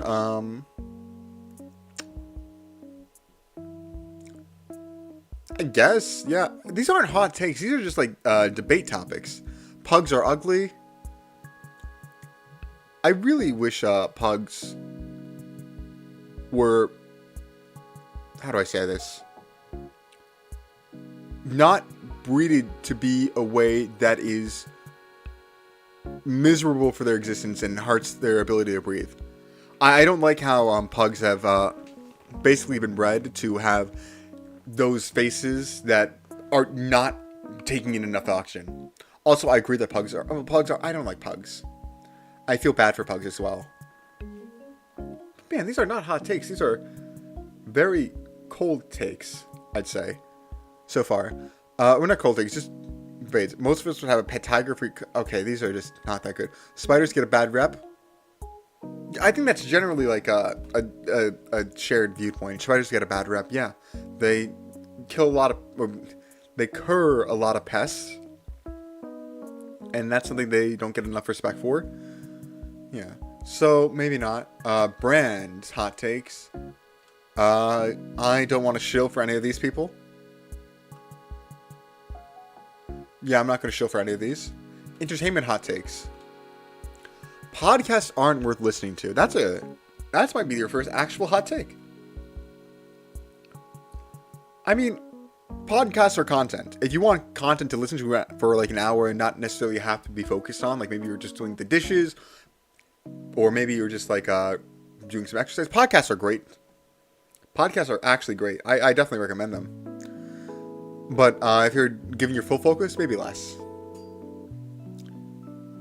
That's a hot take. Not one I agree with at all. Harry Styles is the best performer in current times. Oh, I don't know who is, but yeah, that's certainly a hot take. Oscars are boring. Oh my gosh, that is so hot of a take. Who could have been so brave to post? Oh my gosh, these are not hot takes. Come on. Blah blah blah. I'm scrolling through this to see if there's anything actually worth. Crop tops are the best. I don't think I could pull off a crop top yet. Well, I could pull it off, but I want to look good in a crop top, and I don't think I can do that yet. So I will disagree with them being the best. Crocs are must-have footwear item. People are crazy for Crocs. Shout out to Ludwig Ogren. Doesn't he have like a pair of like $3,000 Crocs? Like some super like special Crocs. Oh my, that's insane. Some people are crazy about Crocs.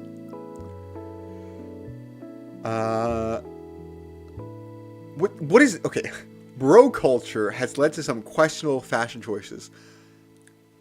Okay, maybe I'm just out of the loop on fashion and broness, but what the heck is bro culture, and what are the questionable fashion choices it's produced? I've not seen much development in men's fashion basically for my entire life, so I have no idea what this is talking about.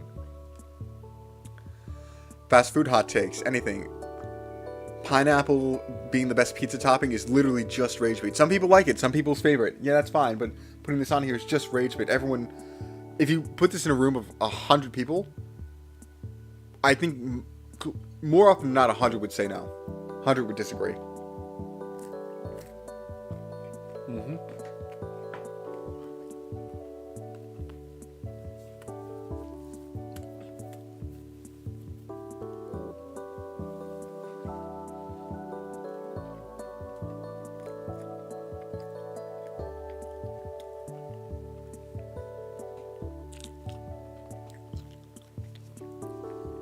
Alright. This one says, American road trips are overrated. My first question is, who the heck is rating American road trips highly? The only time I've seen them highly rated is like in like, maybe like comedy movies where, oh, we're going to the big nut in Kansas.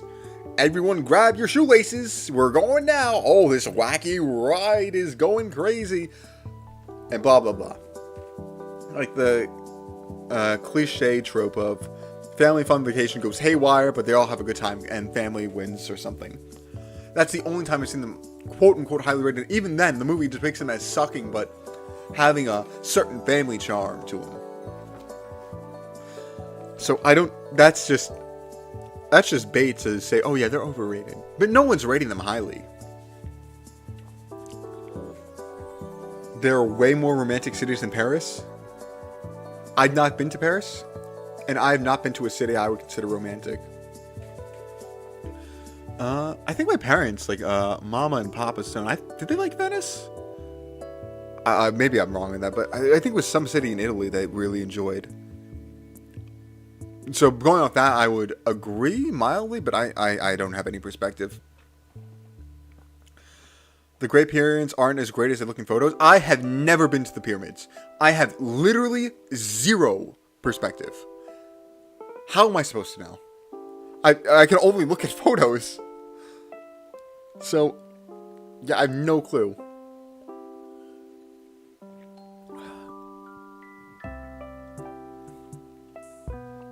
Oh, this is actually a hot take. You should learn the language before you travel. I disagree with that, and I think generally people disagree with that, and I think that's a hot take. I think you should be prepared to find ways to accommodate for your lack of language, which that's, I think, a generally fair opinion to have. But if you're going to, like, let's say China, you don't need to know Chinese. Well, knowing Chinese would be great, but you can get by. You can definitely get by without knowing Chinese, and you definitely won't necessarily make people absolutely miserable if you don't know Chinese. And country big on this, Germany. If you learn German before your trip and you go there, I hear stories that they're like, "Oh my gosh, that's so cute. Let's speak English." Because a lot of people in Germany can just speak English, and their English is probably better than your German. So, even though it's good to know the language, and they're like, oh, nice, you will probably never get the opportunity to use it. Even in, like, France, I hear that some people are, like, really into, not really into, but some people really don't like speaking French to non-French people. And it's specifically French people, not even, like, Canadians who speak French. Like, if you are French... Like, some French people only want to speak to only want to speak French with other French people. Not being French, yeah, they'll just try to default to English or something. From what I hear. Again, that's only a word of mouth, so I don't know. But, so yeah, that is a hot take, and it's one I disagree with. Unique and funny, controversial opinions. Oh my, this seems silly. Okay, if you don't have your blinker on, you can't turn. I've seen this posted, like, so many places before. And it's like, oh, fun thought experiment, but, yeah, reality, no. Restricting a vehicle's ability to turn is a terrible idea. That's just very unsafe. But blah, blah, blah. That's besides the point. No one really cares. But I've just seen that copied and pasted everywhere. X, Y, and Z. It's like, wait a minute. Wait a gosh darn minute. You might be onto something. But yes, I hate people who change lanes without putting their blinkers on. It's the worst. It's very annoying. Okay, this is just really annoying stuff. Like, umbrellas are the worst invention ever made. No one has ever thought that. That is so... That's not even... that's not unique. Well, it's unique, but it's not funny. It's not it's a controversial opinion because it's just wrong. It's not even an opinion. The customer isn't always right. That is the general, like, point of view of everyone who isn't just a complete another unsufferable person. However, I will say the full quote is not the customer is always right. It's in matters of taste, the customer is always right. Like, saying, if you are selling a customer something, like if a customer wants, like, let's say a suit in a color that would look awful on them, you as a salesman sell them that awful looking suit. You don't care if they look good or bad at it. You sell them the product, because in matters of taste, the customer is always right. I feel like I have to just clarify that. Let's see. Blah, blah, blah. Socks with sandals are perfectly fine. I guess. Do what you want. I'm not the fashion police. And professional athletes are terrible role models. I think that's unfair of an opinion. I think there are a bunch of professional athletes who would not be good role models. However, a lot of professional athletes do a ton of community outreach. And they usually, yeah, like basically every, I'm a big fan of basketball, every NBA star does a lot for their communities. And they do a ton of outreach. And I think that's to be respected. I think it is fair to look up to those people. And not necessarily all of them are good people. Or are morally saints. No one's a moral saint. Like, no one is absolutely perfect. But the fact is, they are doing, a lot of professional athletes are doing a ton of community outreach. And that is something that I personally respect. I wish I had the ability to do what they could do.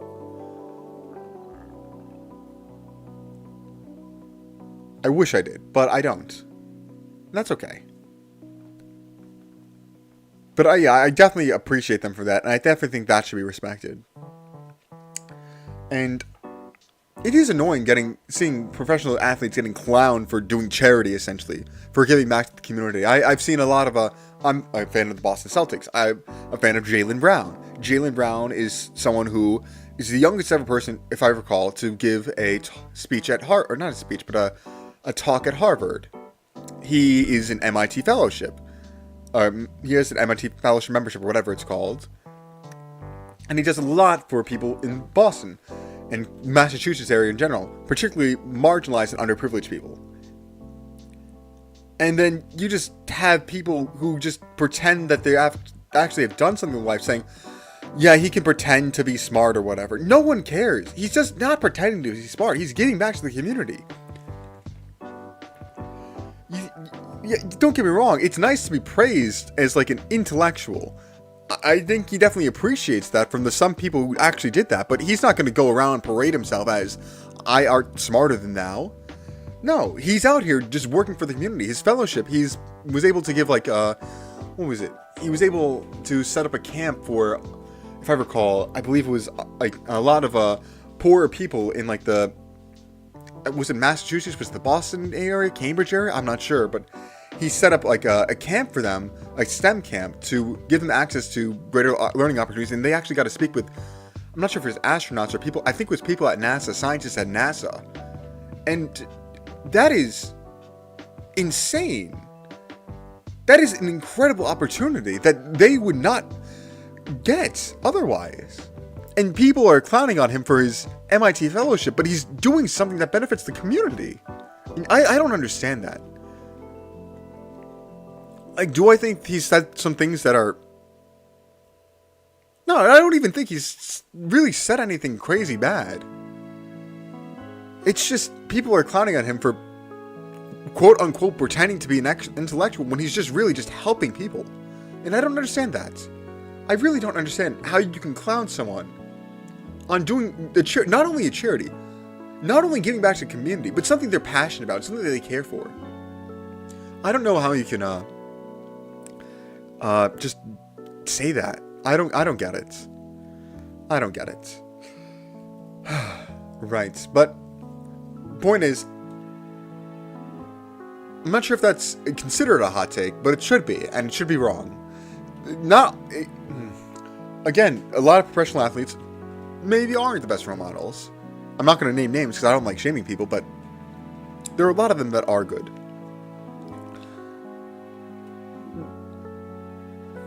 Alright, let's see. Run Hotcakes the easy way with Poli. Oh, I just showed something that I don't really want to know. Well, that's just a team building thing. Can we get any other? Is this a different one? Oh, it looks like a different one. Let's see. I see another Reddit thread for hot takes. What is the first one? 90% of the advertisements and sponsored content on YouTube you see are shady at best and outright scams at worst. There's no such thing as a Okay, let's go one at a time. So YouTube ads kind of suck. I agree with they kind of suck. I don't think all of them are shady though. I think a lot of them are shady. I've reported YouTube ads before because it was pornography aimed at children, which I think is bad. I think most people think that's bad. Not a hot take. But it was unethical at best. And I reported it, and I don't think anything was done. A lot of ads are like that. And I think YouTube needs to do better at actually screening ads. However, outright scam... I don't think I've seen outright scams. Granted, I usually don't pay attention to ads, so they just go in one ear, out the other. I don't care if it's something that I'll actually even like use in real life or could need. I just don't pay attention. It's just the subliminal marketing that gets to me, not the actual marketing. But yeah, I believe that's I'm not sure if that's a hot take, and it's something I disagree with, but I think that's an interesting opinion. Let's see. There's no such thing as a non-rug pull crypto project. I don't understand crypto well enough. I'm not going to say yes or no on that, but I will say I think certain crypto coins like Bitcoin and Ethereum are... I don't think they physically can be rug pull. I could be wrong in that. I'm just unsure. And I don't think they're physically able to be. Ooh, what's next? Bigotry doesn't affect the targeted group, it affects all people one way or another. That's just a general thing in like psychology. That's just like a general psychological opinion. That's not necessarily a hot take. That's just like a common thing. I think it's even been researched. If you're interested in that, I would maybe go on Google Scholar and look up some articles. I'm not well versed in it, but I believe that's just a common thing. It doesn't affect just the people it's attacking. It affects the people who are using it to attack. It affects literally everyone. What's next? Ryan Reynolds is not that attractive. That is a hot take, and you are wrong. He is that attractive. Thank you.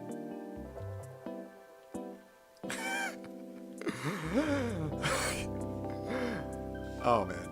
Alright, let's continue. Oh, man, that might be even too short to clip. You know what? Let me look at Ryan Reynolds. Look at this man. That man is definitely attractive, and you are wrong, and you should feel bad. Okay, maybe not feel bad, but I need to have a bit more of a reaction to that. Oh, I'm sorry. Let's get the next one. The majority is often in the wrong, but it goes unaddressed because they're majority. Social takes, cancel culture, blah blah blah. I think what you're trying to get at is, what's the saying? In history, the winner is always right. I think that might be what you're trying to get at, but in reality, you're just wrong. Like, that's a terrible way to phrase that. And honestly, don't get me wrong. There's a lot of popular things that I think suck. I'm gonna name one, Labubu. I don't like them. I think they're ugly dolls, and I don't understand what's going on. They're like Supreme, but worse. Because at least Supreme, you were getting a product that you could use and wasn't awful. But Labubu, I don't like them. Well, that's just a personal opinion. That is just a personal opinion. But would that be considered the majority of people? No, that's just like a small cult of people. A majority of the cult. Well, cult is a strong word. But yeah, I would not say the majority is often in the wrong.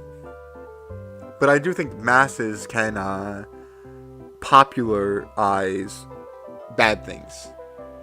But yeah, I think your take is, it's a hot take, but I think it's a incorrect take, or it needs more explanation.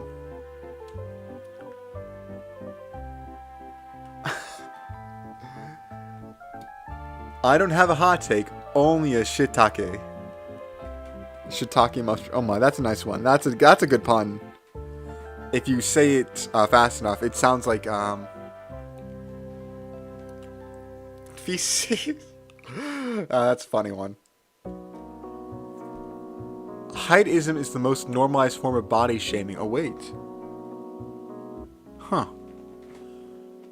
I think definitely at least like 20 years ago, it was definitely weight. And I think maybe in most parts of the world, it still probably is weight. But heightism.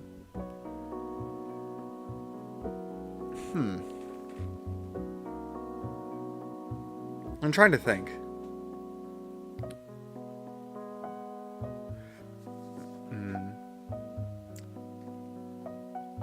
I still think weight shaming would be the most common form. But I do think... I think for men, being insulted for your height, if you're short, is the most common form of body shaming. Well, that and penile length. Why did I say that? That and penile length, but most people don't know your penile length. So I think for men, it would be heightism, but I think generally it's still weight. I think generally. Also, people are terrible online. People are just the worst. I had to say online, people are just evil. People are just evil. People are just the worst online. And it sucks. Ooh, is this ya or ah? This is ah. Yes. But yeah, I think that's a hot take. I do mildly disagree with it. If you specify for men, I agree with it. I don't think men are shamed for their weight as much as short men are shamed for being short. Which they really shouldn't be ashamed. Because what defines short? It's not even just like short being less than 5'6". It's not even short being less than 5'9". It's not even short being less than 6 feet tall. Some people get shamed. I don't understand. Just body shaming is weird. Well, that or maybe like a visible deformation. Well, that's not common enough, I'd say. Let's continue. Fruits and chocolate don't go together. To me, it smells like and tastes like stomach acid. I think it depends on the fruit. I think I've had chocolate strawberry. Like strawberries and chocolate go together well, I believe. And I've had a ruby chocolate. And if you don't know what ruby chocolate is chocolate, but it mixes in citric acid, which is from citrus fruits, usually, typically. And it's an interesting blend. I wouldn't call it a grape blend, but it's interesting. There's definitely some merit to it. I enjoyed the flavor. It was nice to try once. But fruits and chocolate don't go together. I think that's a hot take, and I mildly disagree. But don't get me wrong. If you're dipping an apple in chocolate, no, I'm disagreeing with that. I am disagreeing with that. All right, let's see. Next one. The phrases panic attacks and anxiety attacks have been ruined by TikTok and people overusing them in the wrong sense. To the point where the person that actually has issues with this, you just been on TikTok. Okay. I think that's fair. I think certain social media is glamorizing the idea of being mentally unwell as like a sort of badge of honor. I'm not even saying that right. They are, how do you say this? I think certain social media is glamorizing the idea of having an illness, even if it doesn't exist, even if you don't, not if it doesn't exist, if you don't have it. They're like, oh, I have Tourette's, blah, blah, blah, blah. And it's just making fun of people who actually have the disease. And, oh my, it's such a shame. It's actually just the worst, not the worst possible behavior, but it's just disgusting behavior among people because people are really struggling with this, and you're not trying to, but you were essentially just making fun of them, making fun of the disease, the illness, and you're just being, and it's just a shame. It's just a real shame. And I think people do downplay it because of how widespread I'll call them fake illnesses are on TikTok, because the people who are faking illnesses is on TikTok, I should say, just to make it a bit more correct. A lot of people fake illnesses on TikTok, and I think that's an excuse to dismiss mental illness sometimes. But I will also say that I think people are more comfortable with reaching out to help now, and I respect that, whether it's from TikTok or something else. I do think people are more comfortable helping other people who have mental illness, and I think they're taking them seriously now instead of maybe just saying shut it away and don't feel or whatever. And for that, I respect that. But yeah, I think that's a mildly warm take, and I do agree with it a little bit. But I do think that the care for people with actual issues has grown. I would like to add that the care has grown in the past few years, and TikTok may or may not be a part of that, and other social media sites. And what is this coup? No, it's new. Oh my. I need to do better on that. People that fantasize about celebrities are weird. I think that's a cold take. I do agree with it. Granted, I did just gush about Ryan Reynolds being attractive, so I don't fantasize, but well, I'm trying to think. I'm not sure how normal it is to fantasize, and I'm assuming fantasize they mean in a more indecent way, about someone you're attracted to. I'm not sure how common that is, so I don't know. From my perspective, I think it's weird. From a general perspective, I don't know. Really don't know. Let's see. Let's move on to the next take. Electric cars are garbage and are worse to the environment than gas cars they're trying to replace. I will say a couple things. I did some research into electric cars a while ago. I think the future is bright for them, and I think it's good to put effort into them. However, I wouldn't say they're worse for the environment than gas cars. I would need to double check the numbers, but I know it does take more, it pollutes more to produce an electric car than a gas car. But I do believe like a third of the, like no, not a third, a fifth of carbon emissions in the world is due to combustion engines, due to gas cars. So I disagree that they're worse for the environment.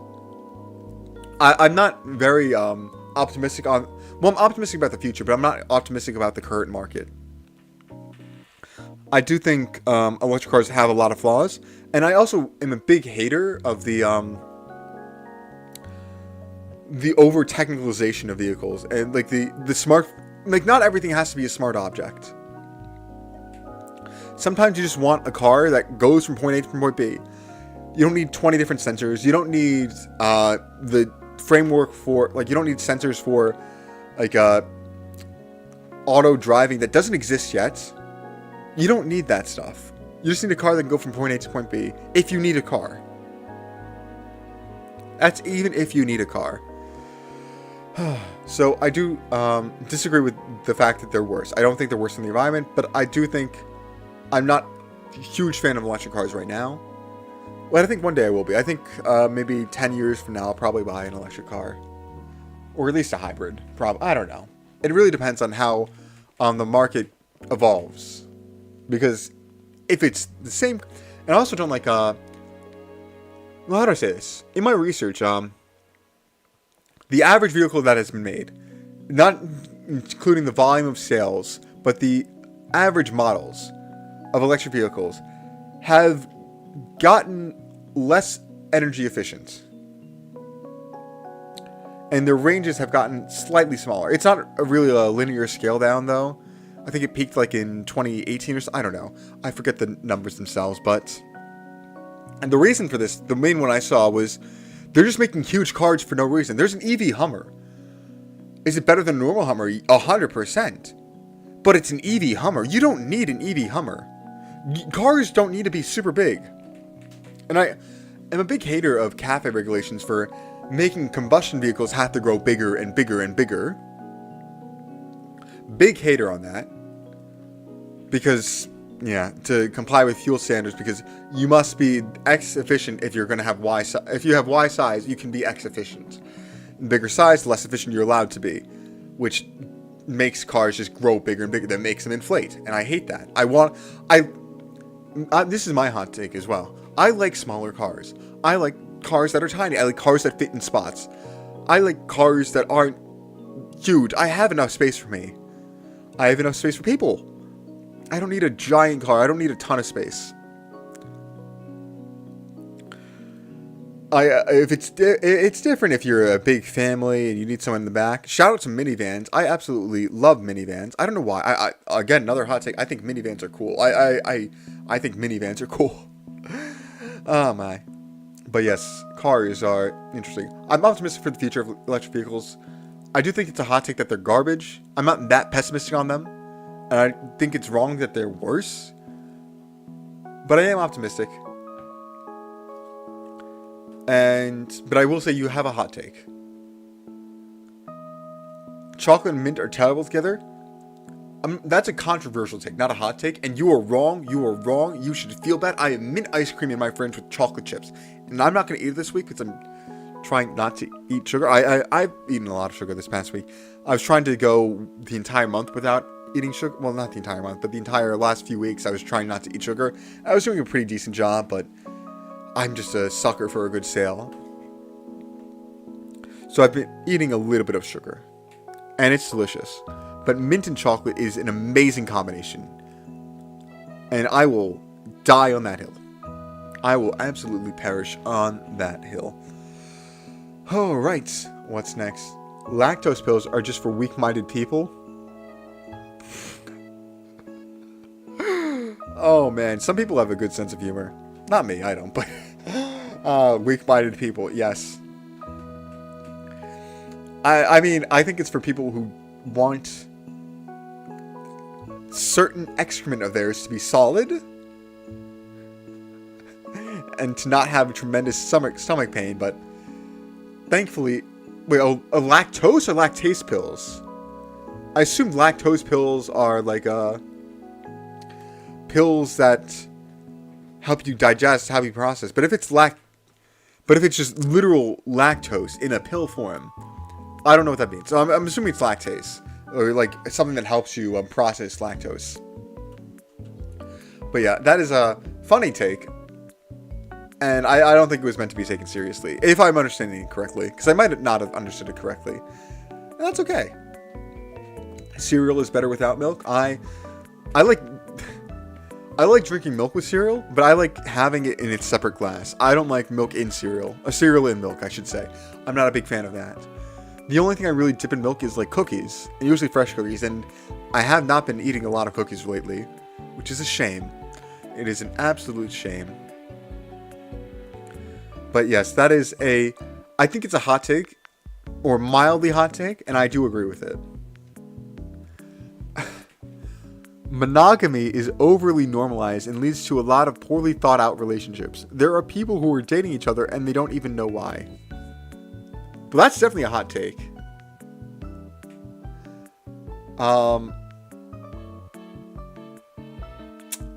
Do I agree with it? I try to be an open-minded person. I don't care if you are monogamous or polyamorous or single. I'm single, so I'm in the same boat as you. But, let me just reread it again. Overly normalized and leads to a lot of poorly thought out relationships. I don't think that's the fault of monogamy. If a relationship's poorly thought out, that's not the fault of monogamy. I think a polyamorous person could just as easily get into a bad relationship as a monogamous person. I don't think that's just the concept of monogamy. I don't think monogamy is the reason for that. I do think some people are very attached to monogamy and they cheat instead of trying to... I don't know what I'm trying to say, but this is definitely a hot take. I do disagree with it because I don't think... Monogamy is overly normalized. I will say yes, just because I think... I don't know anyone who has like a polyamorous relationship. I don't know anyone. I know people who are single. I know people who have a single partner. Just one. And they're married to them usually. It's definitely the most popular option. Well, that and being single. But I wouldn't say, is it overly normalized? Maybe a little bit. I don't know. But after that, I disagree. I don't think monogamy is the reason for poorly thought out relationships. I don't believe that. Right, these are fun. If you are a hopeless romantic, please do not use anime as your main source of expectations when finding a partner.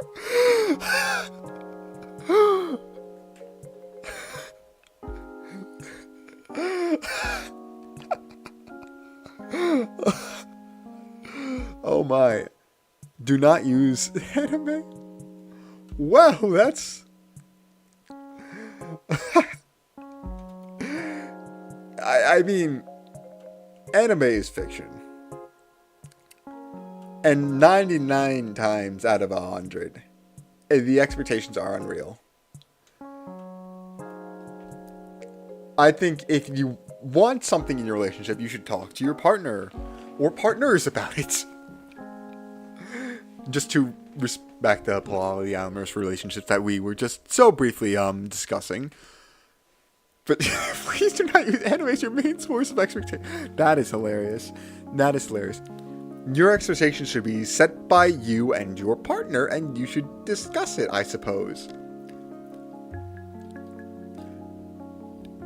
I'm not entirely sure of what main source entails, and every time I think about it, I just start laughing. So I'm not sure. I don't think this is a hot take, but this might be a mild take, but oh my, it's funny. It is absolutely funny. Oh my. Right. Touching a hot stove without a mitt will burn your hand. Well, that's definitely hot, but it's not necessarily a hot take. A lot of punny people here.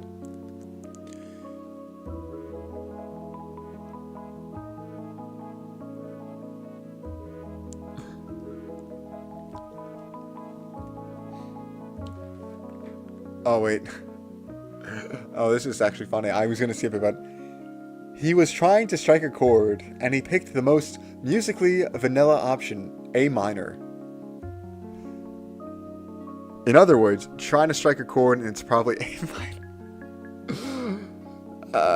That's not a hot take, but the Kendrick and Drake beef was funny.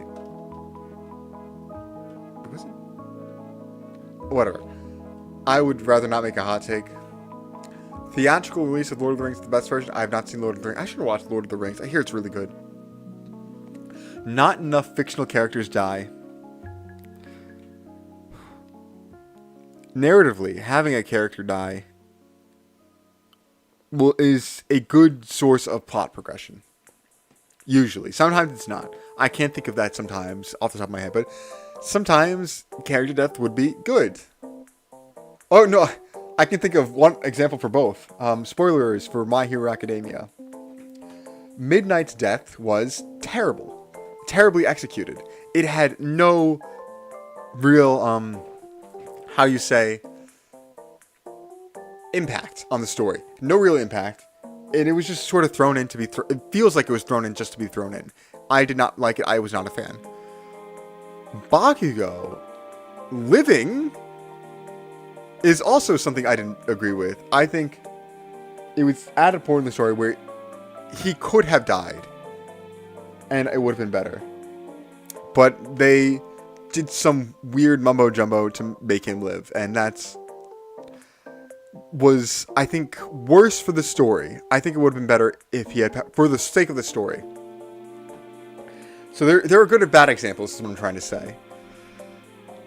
But yeah, I do agree that a lot of media, like, fake kills off a character. Like, oh, nope, they're actually fine. And I find that trope very annoying.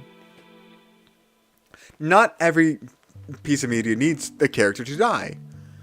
Well, actually, I say that, but a lot of media actually has characters die. For instance, I believe in Sesame Street, they talked about the loss of a loved one.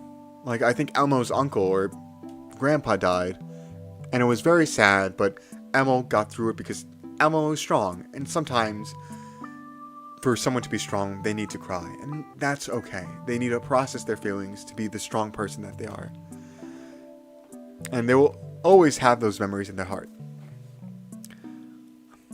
Man, I'm just remembering that little clip. I think I saw it on social media a little while ago, but oh man, it's so sweet.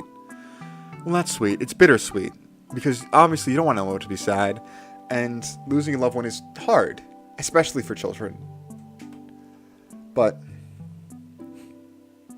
I think Sesame Street handled it really well. And they tackled that topic in a really appropriate way.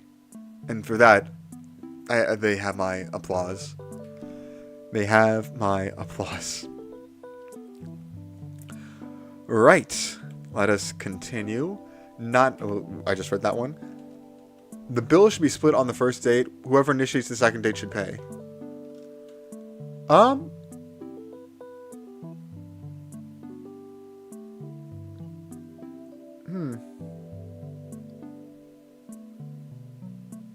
I'm not dated enough to have a concrete opinion on this.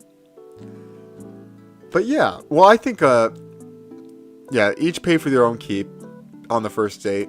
If you need to pay for a keep, I would recommend, I don't have much experience, but I would recommend maybe going to either a cheap place or something free, like maybe a park or something.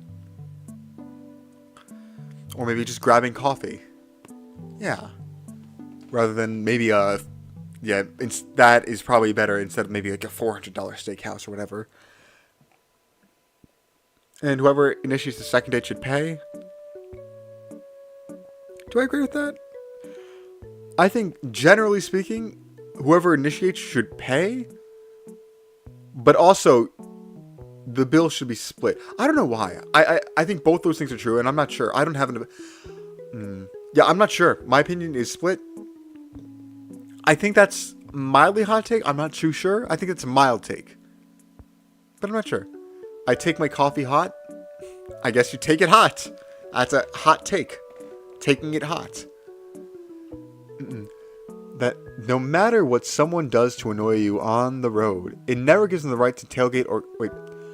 That your hot take is that no matter what someone does to annoy you on the road, it never gives you the right to tailgate or cut them off. Messing around in a car kills people, and no one will ever do anything. That road rage is terrible. Road rage is terrible, and I will say driving can be scary at sometimes. I remember I was recently cut off by a truck, and it was very dangerous because they did not have the space to pull in. It was a very dangerous maneuver by a very stupid person, and it got me... Is upset the right word? Yeah, a little bit. It raised my adrenaline because, you know, this thing that could crush the tin can I'm in is being just driven by someone so incredibly reckless. It's scary, and I think it raises your adrenaline. But yes, you should never mess around in cars, but that fear and that anger really can mess with someone. Even the nicest people you know, it can just mess with you. It's always better to just keep a cool head. But sometimes I understand that it's called road rage for a reason. Like 90% of people who get in road rage would not do that normally. But I think there's just the fear of driving a vehicle. It's very dangerous, and your danger levels are elevated. And your adrenaline is elevated, and you can't think necessarily incredibly rationally. To be clear, I did not road rage.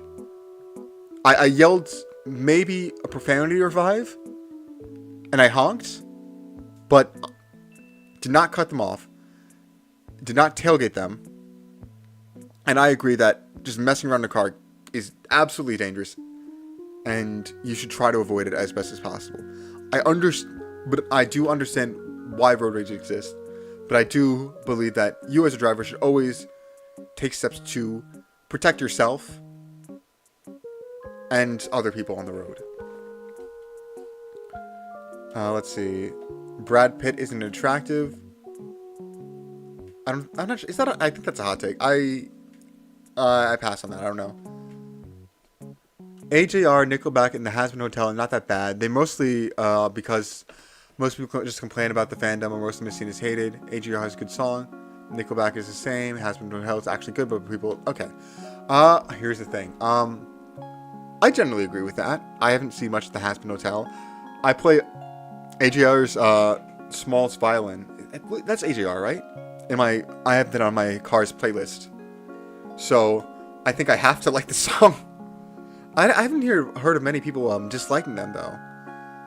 Nickelback, I've heard they're haters. I don't know why. They make music that's decent, at the very least. Has-Been Hotel, I see why it's hated, or overhated, because it's very much ha-ha-horny joke, I think, and it has a probably larger children audience than it should. It's not, like, children are not the intended audience, but children do still watch it. So I see why it's mildly disliked, I will say. Is that a hot take, though? I'm not sure if it's a hot take, but I do agree with that. I do agree. Salt and paprika is an undeniable goat of chip flavors. That's a hot take. I've never had paprika on chips. Not that I recall. But... So, interesting. The 2011 Green Lantern film is 50 times better than the 2025 Superman. Listen, I have not seen 2025 Superman, but I have seen 2011 Green Lantern. And let me tell you something. I'm sorry to Ryan Reynolds, but that is absolutely one of the worst movies I have ever had the misfortune of seeing. It was atrocious. And I don't even remember, like, half of it. But I just remember I just did not like it. I'm so sorry, Ryan Reynolds. I really love Deadpool. But that Green Lantern film was not good. Even my child brain hated it. Or was very, very much displeased by it. Very much displeased. Alright, what is next? People who use the word overrated have zero formulated opinions about what they're calling overrated. And it goes on to specify. saying something is overrated is basically just saying, I don't like this as much as other people do. And saying it's overrated is just laying unnecessary comparison without adding substance. Calling things overrated is critiquing the hype around the thing, not necessarily the quality of the object, which is just a reflection of other people's reaction, not an actual critique. It's a lazy shortcut for contrarians to show the world how different they are without any insight. You can't call something overrated unless there's already a collected rating, so it's not a self-contained judgment. Yeah, I agree with that. Is that a hot take? I think that's a mild take. I don't think that's a very hot take, but I definitely agree with that. Specifically, what was I going to do specifically? I think I would like to add that overrated doesn't even mean that it's collectively good. It just means that you don't like it. Like people can call something overrated that's just generally what's something that people would consider overrated that's not actually overrated. I'm trying to think of something. Like some people use overrated to describe things that aren't popular, but they don't like them. And that's not what overrated means. Like you have a general opinion of it. But for something to be overrated, it has to be popular in the first place. And a lot of people use overrated on things that aren't necessarily popular. Like, what's something that's overrated? Or people would say is overrated? I can't think of anything.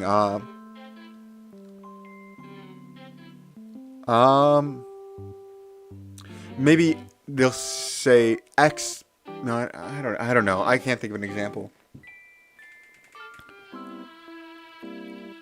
Maybe, nah, I can't think of an example. I'm sorry. I cannot think of an example. But yes, I do think people use overrated in a way that is not correct. And I think that's bad. Well, not bad. I think it's just annoying. Right. Blah, blah, blah. Any more hot takes?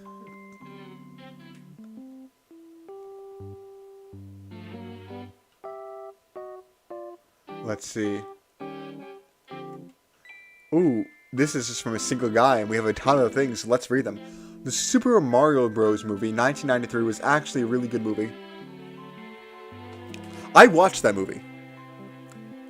It's not a good movie. I will say I did enjoy watching it. I think it's a fun movie to watch. But I would not use the word good to describe it. I think that's definitely a hot take. I disagree with it. But yes, let's continue. Saying thighs in boobs first butt topic is no longer a ceasefire. Oh yeah, I think the fetishization of thighs has definitely grown over the past years to the point where it's like a third option essentially. And I guess what this is implying is that back in the day, saying thighs would mean that you can't choose between them. But yeah, interesting. Not sure if I agree with that or not. Pluto is a planet. I think that's just wrong. I think the definition for planet just makes that wrong. Granted, if you're using planet the way people use the word vegetable, sure, why not? I just think no, vegetable doesn't have a definition. Planet does. Like, vegetable doesn't have like a botanical definition, but people use vegetable for like tomatoes, for potatoes, for carrots. And in that sense, in the culinary sense, those are vegetables. It makes sense. So if you have like a different definition for planet, sure. But I think for the general understanding of what a planet is, Pluto is not a planet. So I don't think that's a hot take. I think that's just wrong, unless you have a specific definition of a planet. Let's see. Pineapple goes hard in pizza. That's a hot take. Y'all just don't like it because the internet tells you not to. Anchovy should be our focus of hate. Fish is nothing but salt, is overpowering, and even more than all. Okay, I don't like fish in general, so I do agree on the anchovies part. I don't like pineapple, though. Oh, no, actually, no, I do like pineapple, just not on pizza. I don't think... I've never had pineapple on pizza, and I've had other things on pizza, like even potato chips. I was a child, don't flame me. But...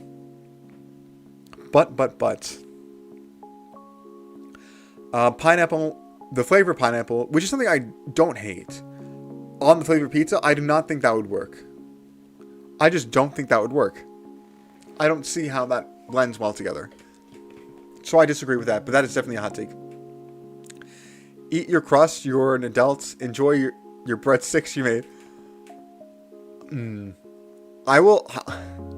that I don't know if that's a hot take, but I do disagree with it. Well, I usually eat the crust, but when I was a kid, I used to not eat the crust. Mainly because the crust at the pizza place we normally go to was absolutely terrible. That pizza place has the worst bread possible.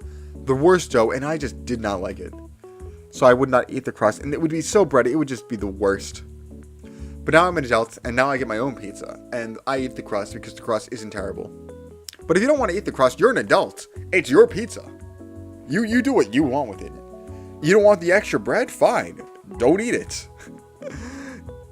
Yeah, just don't eat it.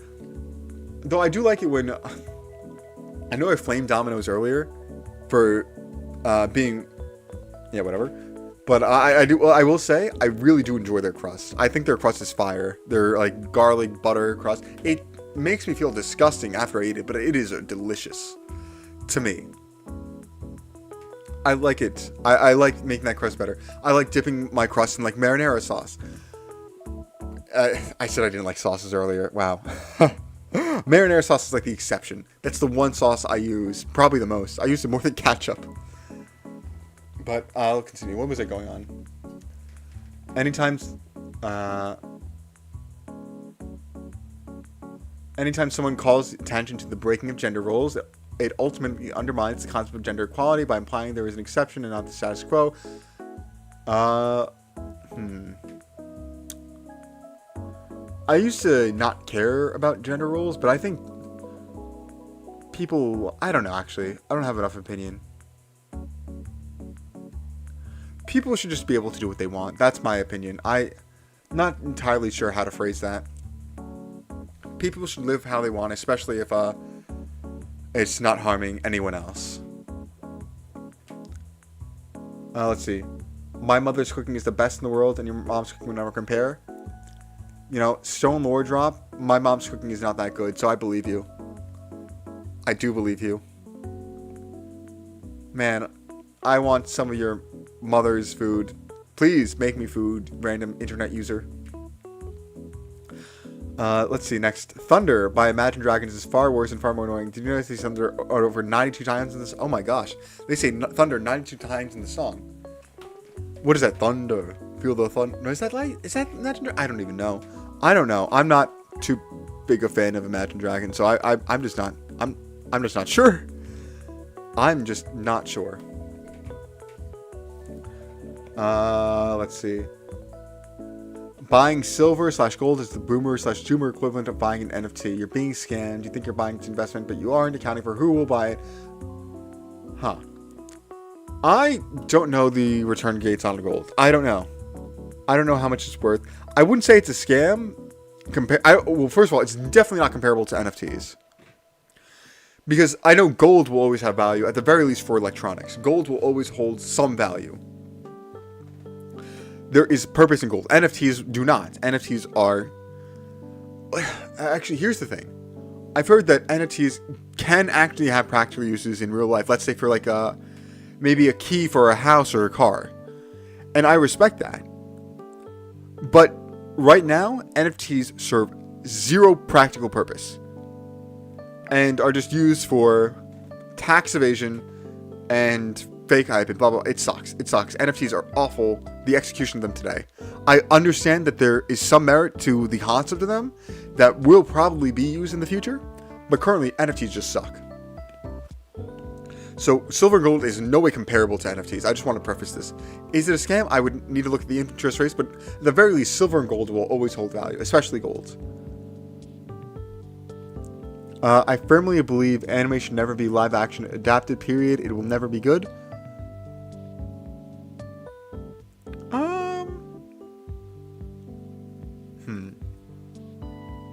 I think animation provides a certain medium that live action can't. However, I don't think all shows, even anime, need to be well animated. Well, to need to have that level of animation. Does that make sense? not sure if that makes sense entirely what I was saying, but I also hear good things about the One Piece live action. I haven't seen it, but I hear good things about it. So I disagree with that. I do think that might be a hot take. I'm not sure. Big Mouth is actually a banger and hilarious. I think it's overhated, but I wouldn't call it a banger. Yeah, I wouldn't call it a banger. I've seen a lot of it, but I'm not sure. Blah, blah, blah, whatever.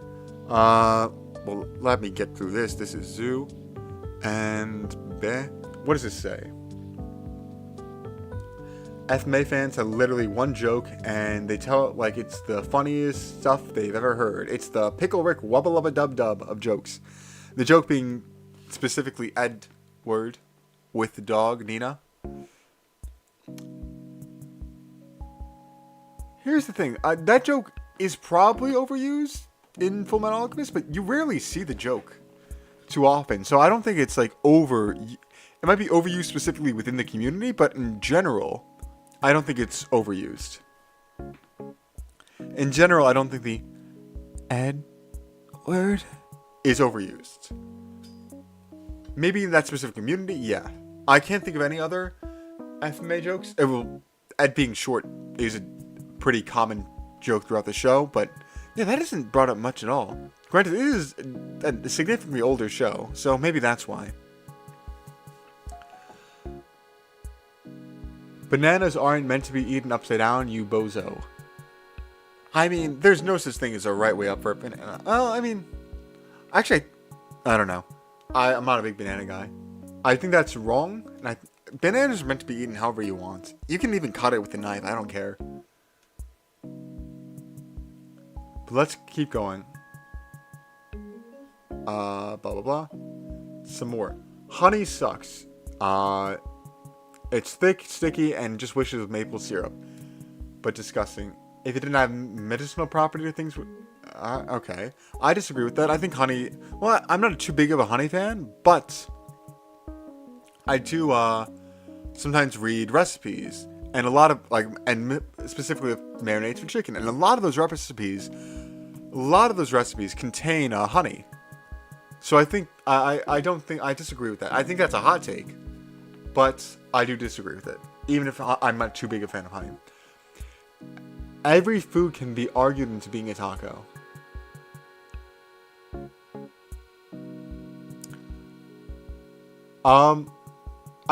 Is this saying you can put any food into a taco? Because like a literal chicken breast is not a taco, and that is a food. Are you saying like you can put like anything in a taco, like spaghetti tacos, chicken tacos, pizza tacos? Oh, pizza tacos would be fire. I had pizza empanadas before, and let me tell you, it was amazing. Actually, I think my first empanada I ever had was pizza empanada with pepperoni, which is essentially just a Hot Pocket, but like better. And oh my, it was definitely better. It was definitely better. Oh, it's Bew. Oh no, I forgot. Alright, let's see. I'm gonna do some more hot takes. This has like 10 more hot takes, and then we're gonna call it a stream. Right? Right. So let us continue. Bitter drinks are awful, and people only drink them because they have things to do. It's an acquired taste. Maybe you shouldn't be acquiring it. You know, it's an acquired... I do think people actually like bitter drinks. I'm not too big of a bitter drink enjoyer. I don't really like coffee. I don't like plain tea. I like iced tea, which has a ton of sugar. I like green tea, which also has a ton of sugar. Like cold, canned green tea, like not canned, but like cold green tea, like not green tea leaves, not like basically iced green tea. But those are different drinks essentially. But I think it is an acquired taste, but you actually do learn to enjoy it. I think certain things are like that. But that is a hot take, and I do disagree with it. Let's see. Wearing socks and sandals okay? Live your best life? Okay, yeah, I definitely agree with that. I'm not sure if that's a hot take. That's an internet hot take, not an actual hot take. We saw that before, too. So funny. Now it comes up twice. Huh. Oh, that's Ma. Oh, yeah, that is Ma. Silly me. What's next? if you don't like cats, you are just allergic to them. I think you're allowed to not like an animal and not be allergic to it. I think you are allowed to like an animal and be allergic to it, but I'm also a huge cat lover, big cat fan. So, yeah, but I think people can just not like cats. That's fine. People should live their best lives or whatever. Let's see. Vacationing just to see some monument is overrated. Either a picture is worth 1,000 words or it's not. Make up your mind. Huh. I mean, I think making a trip to see something is definitely interesting. But, like, I wouldn't fly to Europe just for Stonehenge. Or fly to the UK just for Stonehenge. But I would go around, like, maybe go to London. Maybe go... Yeah, I would discover the entire place. But just for Stonehenge? No, I'm not going. But if it's close, I would make a day trip. I wouldn't necessarily call that a vacation, though. But some people really like the pyramids. Some people really like those monuments, and I guess that's fine.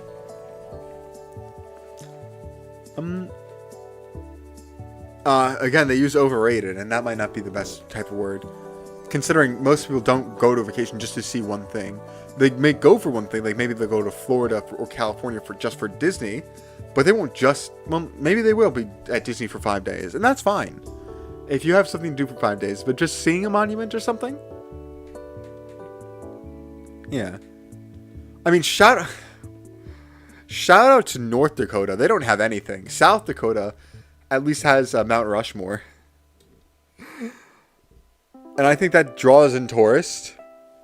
So I think big South Dakota is very much into it.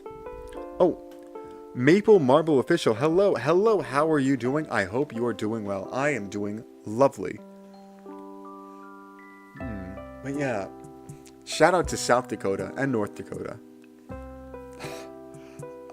So I think maybe the only people who might overrate it are maybe travel agencies based in South Dakota. I'm tired but doing good. I am also tired but doing good. Ooh. It is a lovely little stream. Do we have any more hot takes to scroll through? Blah, blah, blah. Let's see.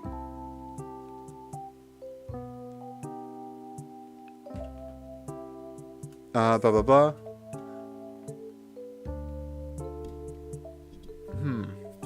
What are these that I can have an opinion on?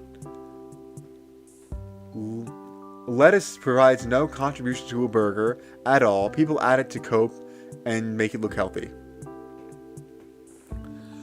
I'm not a big burger guy, and I'm even less of a lettuce guy.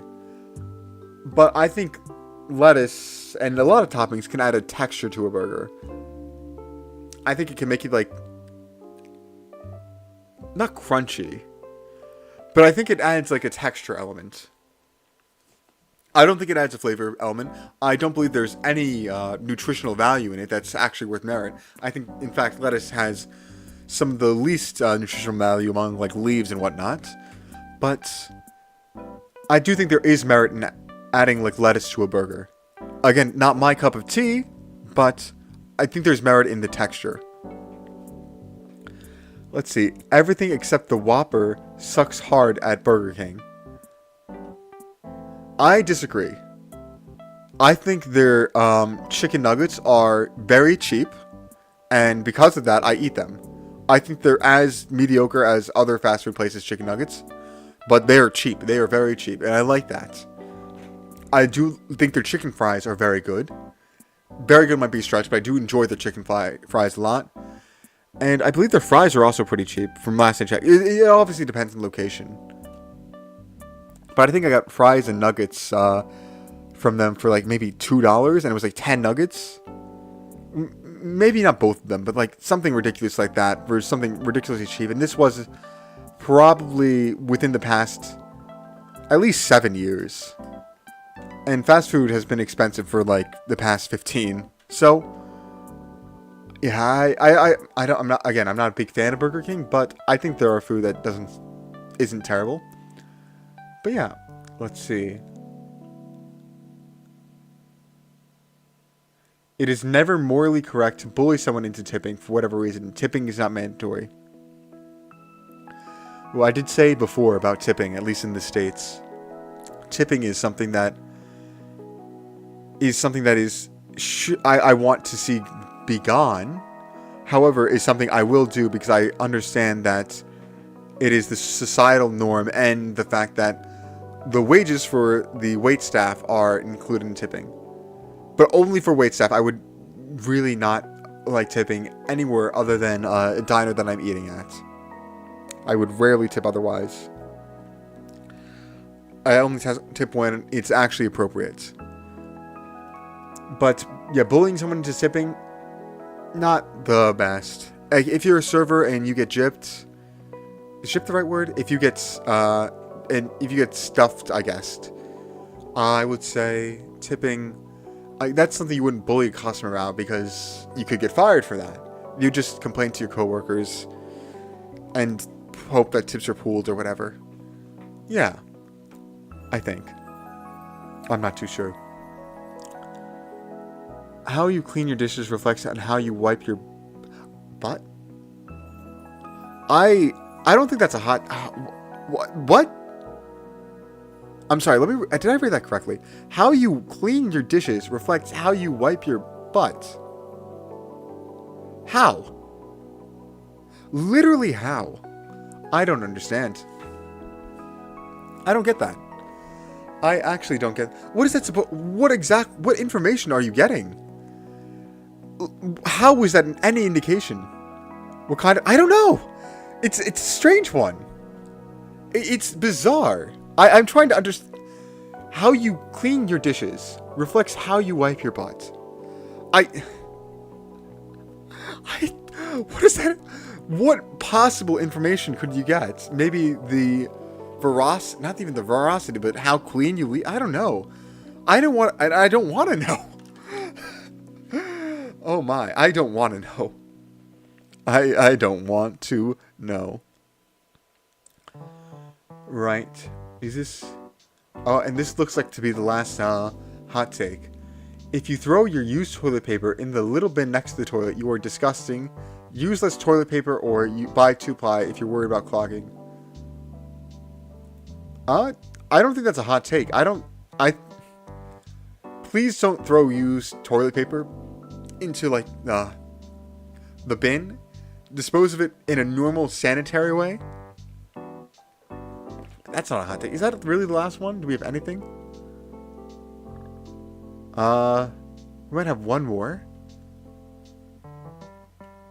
Blah, blah, blah.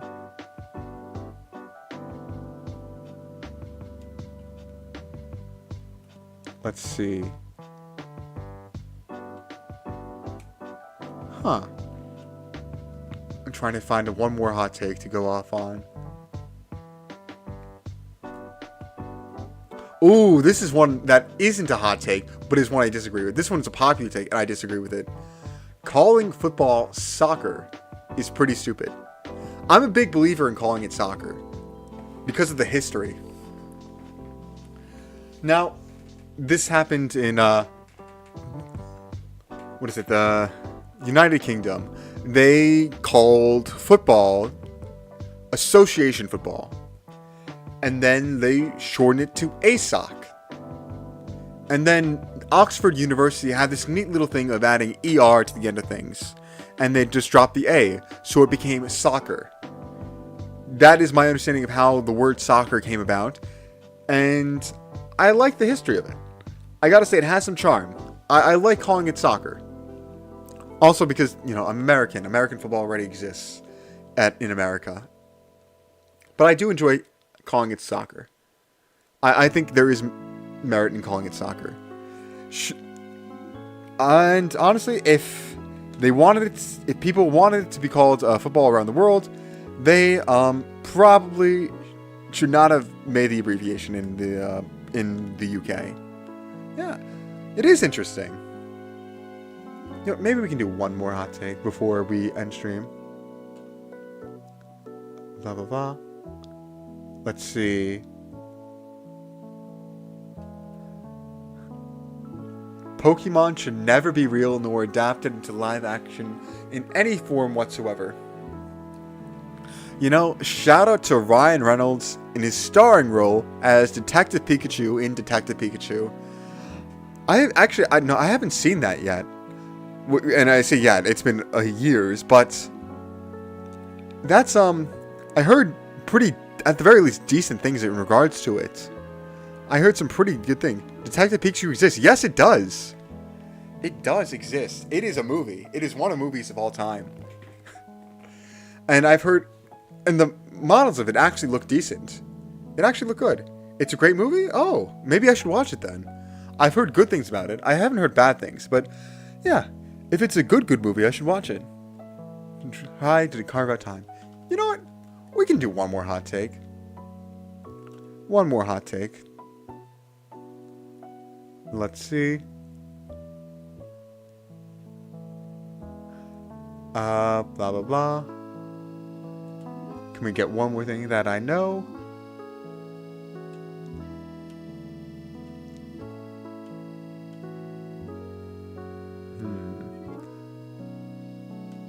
Nope.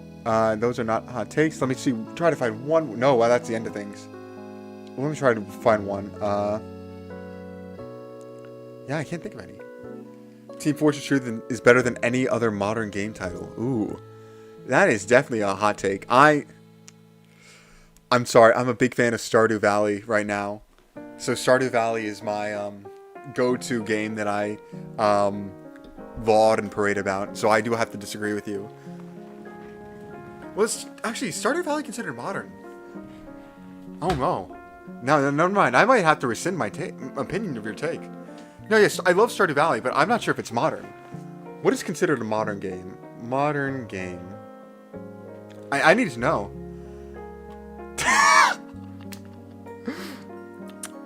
No,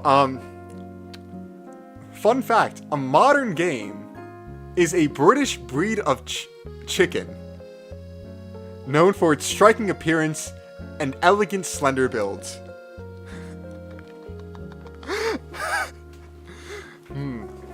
And I do have to say, this chicken is looking rather stunning. You know what, give me a second to actually pull it up. This modern game. Modern game. Let me look it up. Hopefully my internet isn't so slow. Blah, blah, blah. Can we get the pretty little chicken? There we go. Oh my, oh my, oh my. This is the beauty themselves. The modern game. You're saying, I know you're talking about like FPS games and stuff, but oh my, yeah, that is a striking lad. I'm sorry. I might have to take this over Team Fortress 2. Like, look at this beauty. Like, look at this. I clicked on it. It's not popping up, but it's quite this modern game is quite the elegant little fellow. It's quite the elegant little fellow. Oh my, can we go on images? Yes, very. Let's see, as for like COD and FPS games, as for your actual take, let's see. I'm not too big into the FPS scene, though I know Team Fortress 2 has a very strong community. Oh my gosh, look at these legs! These legs, oh my. The modern game is quite the beauty. Quite the beauty indeed. Oh my. Man, that is a powerful gait it has. Look at the way it walks. It is stunning. Oh my. Modern game.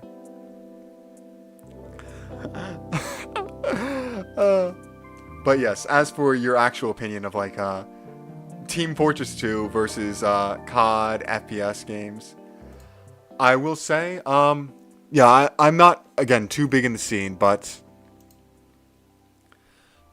I do believe I think the community speaks for themselves. I've heard a lot of good things about Team Fortress 2, way back in its heyday, and even the community that keeps it alive now. But as compared to a lot of the modern FPS games, I hear less good things about them. Probably... Yeah, I'm not sure, but... Yeah.